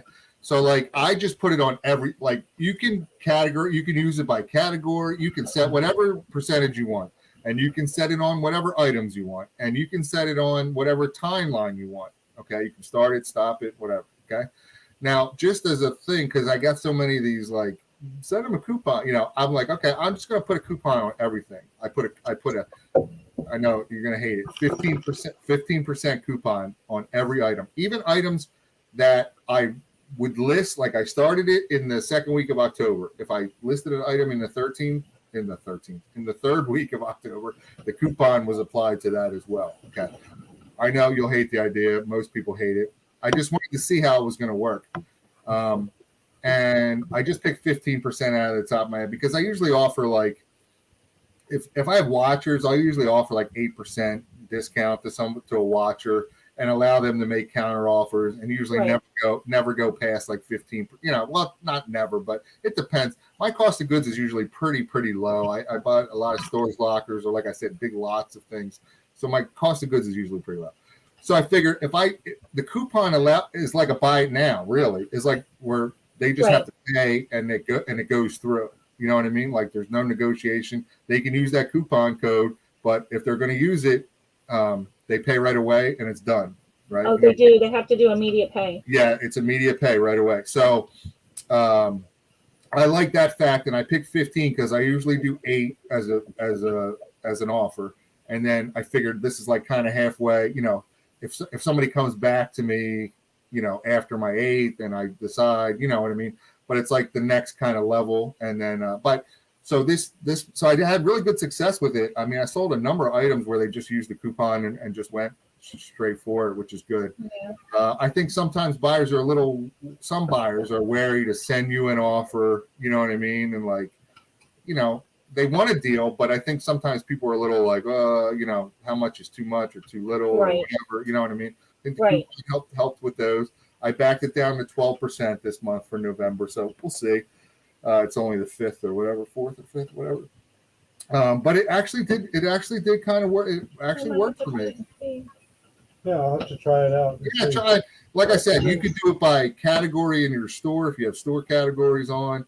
You can do it by timeline or by, you can do. I think you can even do it by product. Like you can pick and choose or whatever. Like I just did very high level just to see. I really didn't think it would have much success. I really didn't think many people would take advantage of it. I tried sending coupons to all of my buyers for the last like 90 days. You mean people that have bought from you People before? that have bought from us in the last 90 days. I sent them a coupon via email for, I believe it was 15% off. Yeah, so that's the other way you can do it, right? I didn't have one person. You can create your own coupon code. Right. Send that code to people that you wanted. Mine was on it was like every listing. Well, like I said, you could narrow down the listings, but when you looked at any of my listings, you'll see, 15% code, whatever, use code, blah, blah, blah, for whatever savings, Right. So I did it. Maybe try that. And I'm not saying 15%, and I'm not saying do it on everything, pick and choose, but it worked well for me. I sold quite a number of items that way. Well, we put anything that sits in our store for over a year, automatically we put a 15% sale on. Right. And sometimes it goes up from there. To try to get it out of the store. Yeah. Right.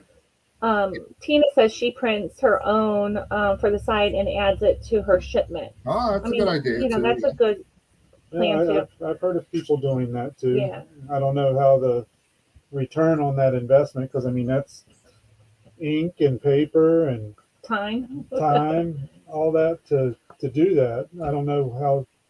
I'd be interested in knowing how many of those coupons are getting used. Yeah. Well, it's just like, asking Mike how many, how was it good for him doing the coupons online. I think the biggest thing is have a business plan. Even don't just go into reselling and think that you can just put things out on eBay and sell them. Try to watch other people that have done it. Go back to whenever they started and learn from their mistakes. That we did a lot of research there, but in your business plan should be fluid. It should change. It should change with time. Yeah, but if you have a business plan going in, I think it makes it a lot easier. Like we knew at first we were just we were buying things that we thought we could flip for a profit, but we weren't looking at that return on our investment, that percentage of return on investment.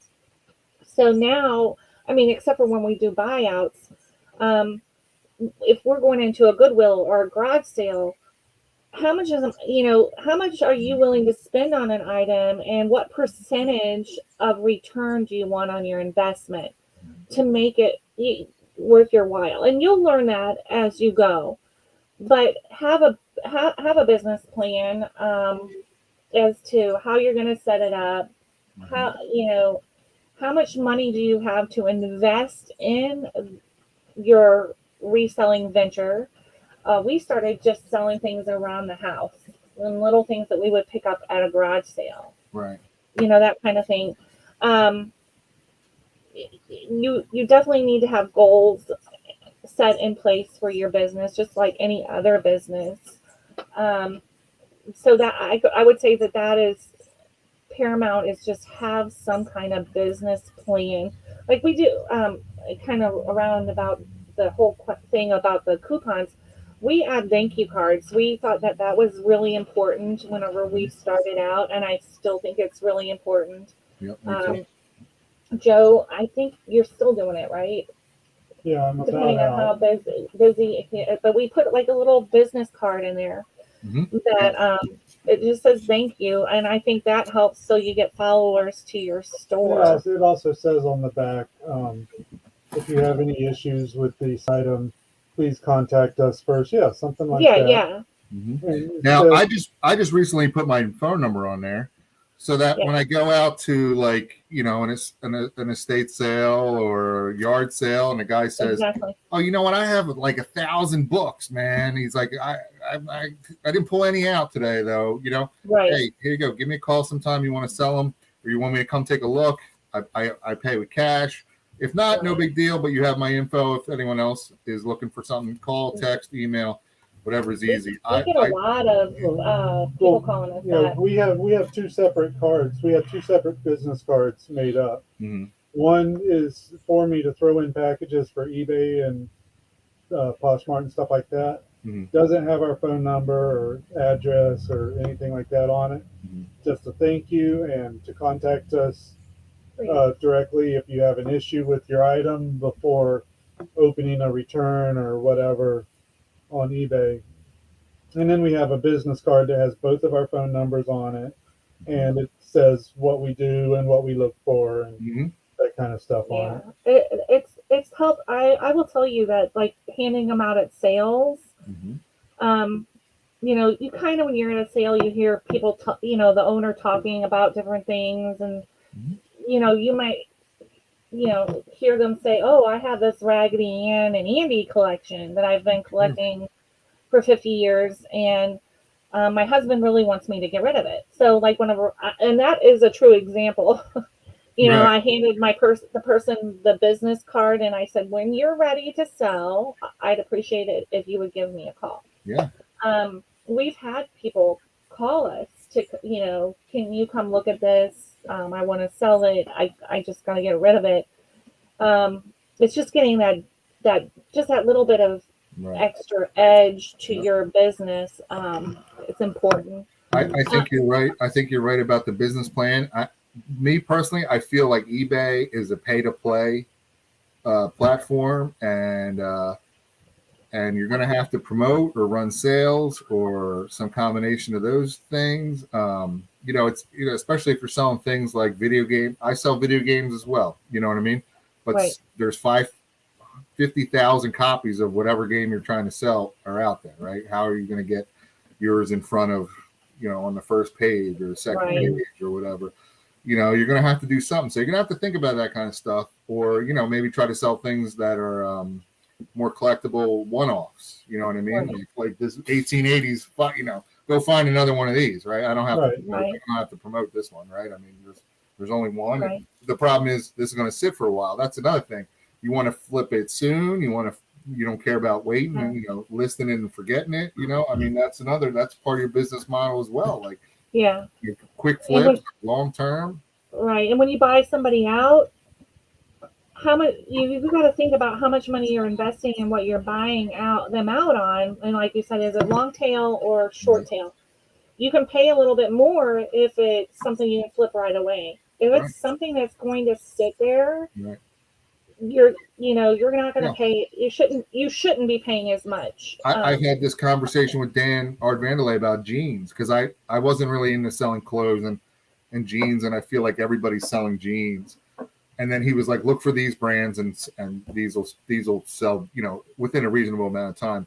But I would only pick them up, and I still only do at yard sales or garage sales where they're $1 or $2. Right. I know at the thrift store they're $7, $8, whatever. Yeah. And I said to Dan, I said, how are you like, are you buying these for $7, $8? And he goes, yeah, but I'm buying them, and I know I'm flipping them. I can get them out the door pretty quickly. He sells a lot on Poshmark, Facebook Marketplace. He sells a lot on Facebook as well.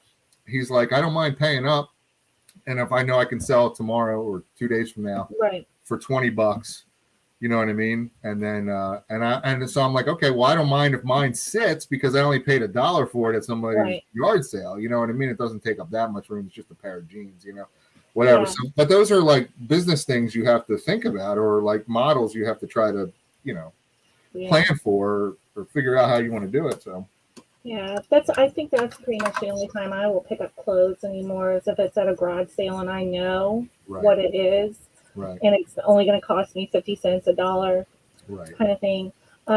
Tina had another question. She said, so BDU uniform sets or lots or singles? BDU uniforms. Sets or lots. Joe wears BDU uniforms. Like military uniforms. Oh, yeah. I mean, I would say, here's the thing. What is it the same? Is it multiples of the same? Because then if it's multiples of the same, I would just do one listing with variation, size or color or whatever the variation is. If they're all different, I would do singles, different lots, like single BDU uniform, but multiple listings, like separate listings. Right, and I wouldn't put tops and pants together because some people are a different size on the top than they are on the bottom. That's a good point. Yep. Yeah. But definitely, I think like we have bought like different polo, like back when we were doing clothes, like different types of polos, like Columbia brand. Right. If we could get a good size, like 3XL, we would put those three together because that person is probably like that. They, may want multiples and they can get it in one place. I think it just depends on the value, like which uniforms are you talking about too? Like, she said all different years and sizes. All different years. Yeah. I would do separate listings for that. Yeah. I definitely wouldn't lot together different sizes. But you're right. I've lotted up like shorts, like men's, summertime, whatever, like, cargo shorts or whatever. Right. 2 or 3 XLs or whatever, or 34s or 36s or whatever. And as a lot, they'll sell like that, and they don't have to be the same. They're different patterns, colors, and stuff like that. Yeah, and we learned too that we could sell them for more in lots per piece than if we did them as singles. Right. Yep. So I don't, the only thing I can attribute that to is that person that doesn't want to go shopping around, and they're willing to pay a few dollars more because they're getting it all in one place. One shot, right? Yeah. And they don't have to keep searching. They're just like, okay, there's 3. I can fill my closet. Like if I think men are especially like this. Yes, definitely. I'd rather go buy 3 different pairs and one person be done. Right. What you like. I got my shorts. I'm good to go. You know what brand you like, the style, and as long as you have 3 or 4 colors of it, you're good to go. Right. Now, women's clothing, I think, is so much harder, even because there's, so many different brands and styles, and we're just different. We don't necessarily, we might find a brand or jeans or something that we like, but it's just different. I sell women's clothing. I sell totally different than I have men's clothing. Right. Got a tractor trailer full. Oh my gosh, a tractor trailer full. Tina says, I handwrite and decorate cards. I think going back to the thank you. And my goodness. She says, silly, right? Now listen, I don't think it's silly. I'll tell you why I don't do it, because I don't have the time to do it. You know what I mean? And it probably wouldn't look as nice as how you would do it because my handwriting is terrible. But if I had the time to do it and it looked okay, I would probably do a personal like handwritten, right? But I don't have I'm on one man show and I'm not creative like that, so I just go to Vistaprint and print it out. Here's my card. Right. Yeah, and, it seems to work just fine, but I don't think it's silly. I don't think it's if you have the time and it looks nice, do it. I mean, people, Poshmark, Etsy, I think is one of those things where they take pride in how the presentation, how you get packaged, how it looks and how when you open it up, the stuff inside, like the packing materials and all that stuff. We package things totally different for eBay than we do Poshmark. Right. Yeah, me too. Poshmark gets like the pink tissue paper. Yeah, the pink frilly tissue paper, right? Yeah. Well, you get some of those boxes. Like I bought a whole bunch of these boxes. I was into I used to be an extreme couponer. Okay, so and we ran through some rough times when Joe was laid off once, and so I started doing the extreme couponing, and then I started following different people on YouTube that did the Dollar General penny list. Oh yeah. Mm-hmm. So we would go, and it didn't take much of our time, but we got these for a penny a piece. There's 3 boxes in there. Oh yeah. But it's something just a little nicer for Poshmark, and we put those in there. We found bags and stuff like that. So watch, I started looking at that community more on how could it help my business. Not so much, I mean, we did it personally, but and the coupon stuff has changed so much. We don't do it as much. It does take time, and we try to do the little pink mailers because we're Flippin Flamingos, Mm-hmm. So presentation counts on some platforms, more than others, right? And it depends on what you're selling. Like you're not gonna, a video game. Even if you sold a video game on Poshmark, just say whatever, right? Like the person's not really gonna care that it's in a frilly box or whatever. No, I mean, and presentation counts even on eBay if you don't put it in something frilly. I mean, you want to make sure it's folded nice and oh yeah.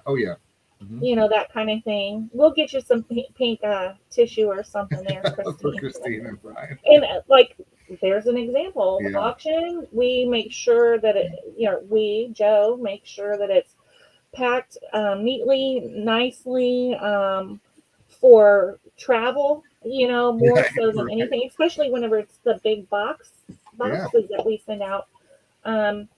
But we can put some little pink tissue flowers in a big box for you or something, Christine. So, sure. All right, guys. Well, I have to run. I hate to cut this short, but we'll have to do this again. Yeah, but definitely. Yeah, I'm usually available. It seems like I'm the Jay Leno for JJ. Was Johnny Carson over there? You're the what is it? I'm the stand-in. The stand-in, stand-in, the understudy. Yeah, the understudy. Yeah. So I don't know, and like I said, it doesn't. I hope everyone knows we're just messing. I try to bring things that I think people will like, or different things that you're not going to always see on YouTube auctions. And right. If it doesn't sell, it doesn't sell. It's not a big deal. I mess around. I try to make jokes in the light of it. So I hope don't take it seriously. Yeah. No, I mean, to make it into the Hall of Fame for baseball, you only got to hit 1 out of 3. Right. Right. We did that today. Yeah. Yeah, we sure did. We're Auction Hall of Fame bound. We are. We're ready to go. All right, guys. We'll talk to you later. We definitely have to get our other part of our day started. Thank you for hanging out with us. Maybe we'll do some more talk show stuff like this. Discussion. It was pretty good. I liked it. Yeah, it was fun. Yeah, it was fun.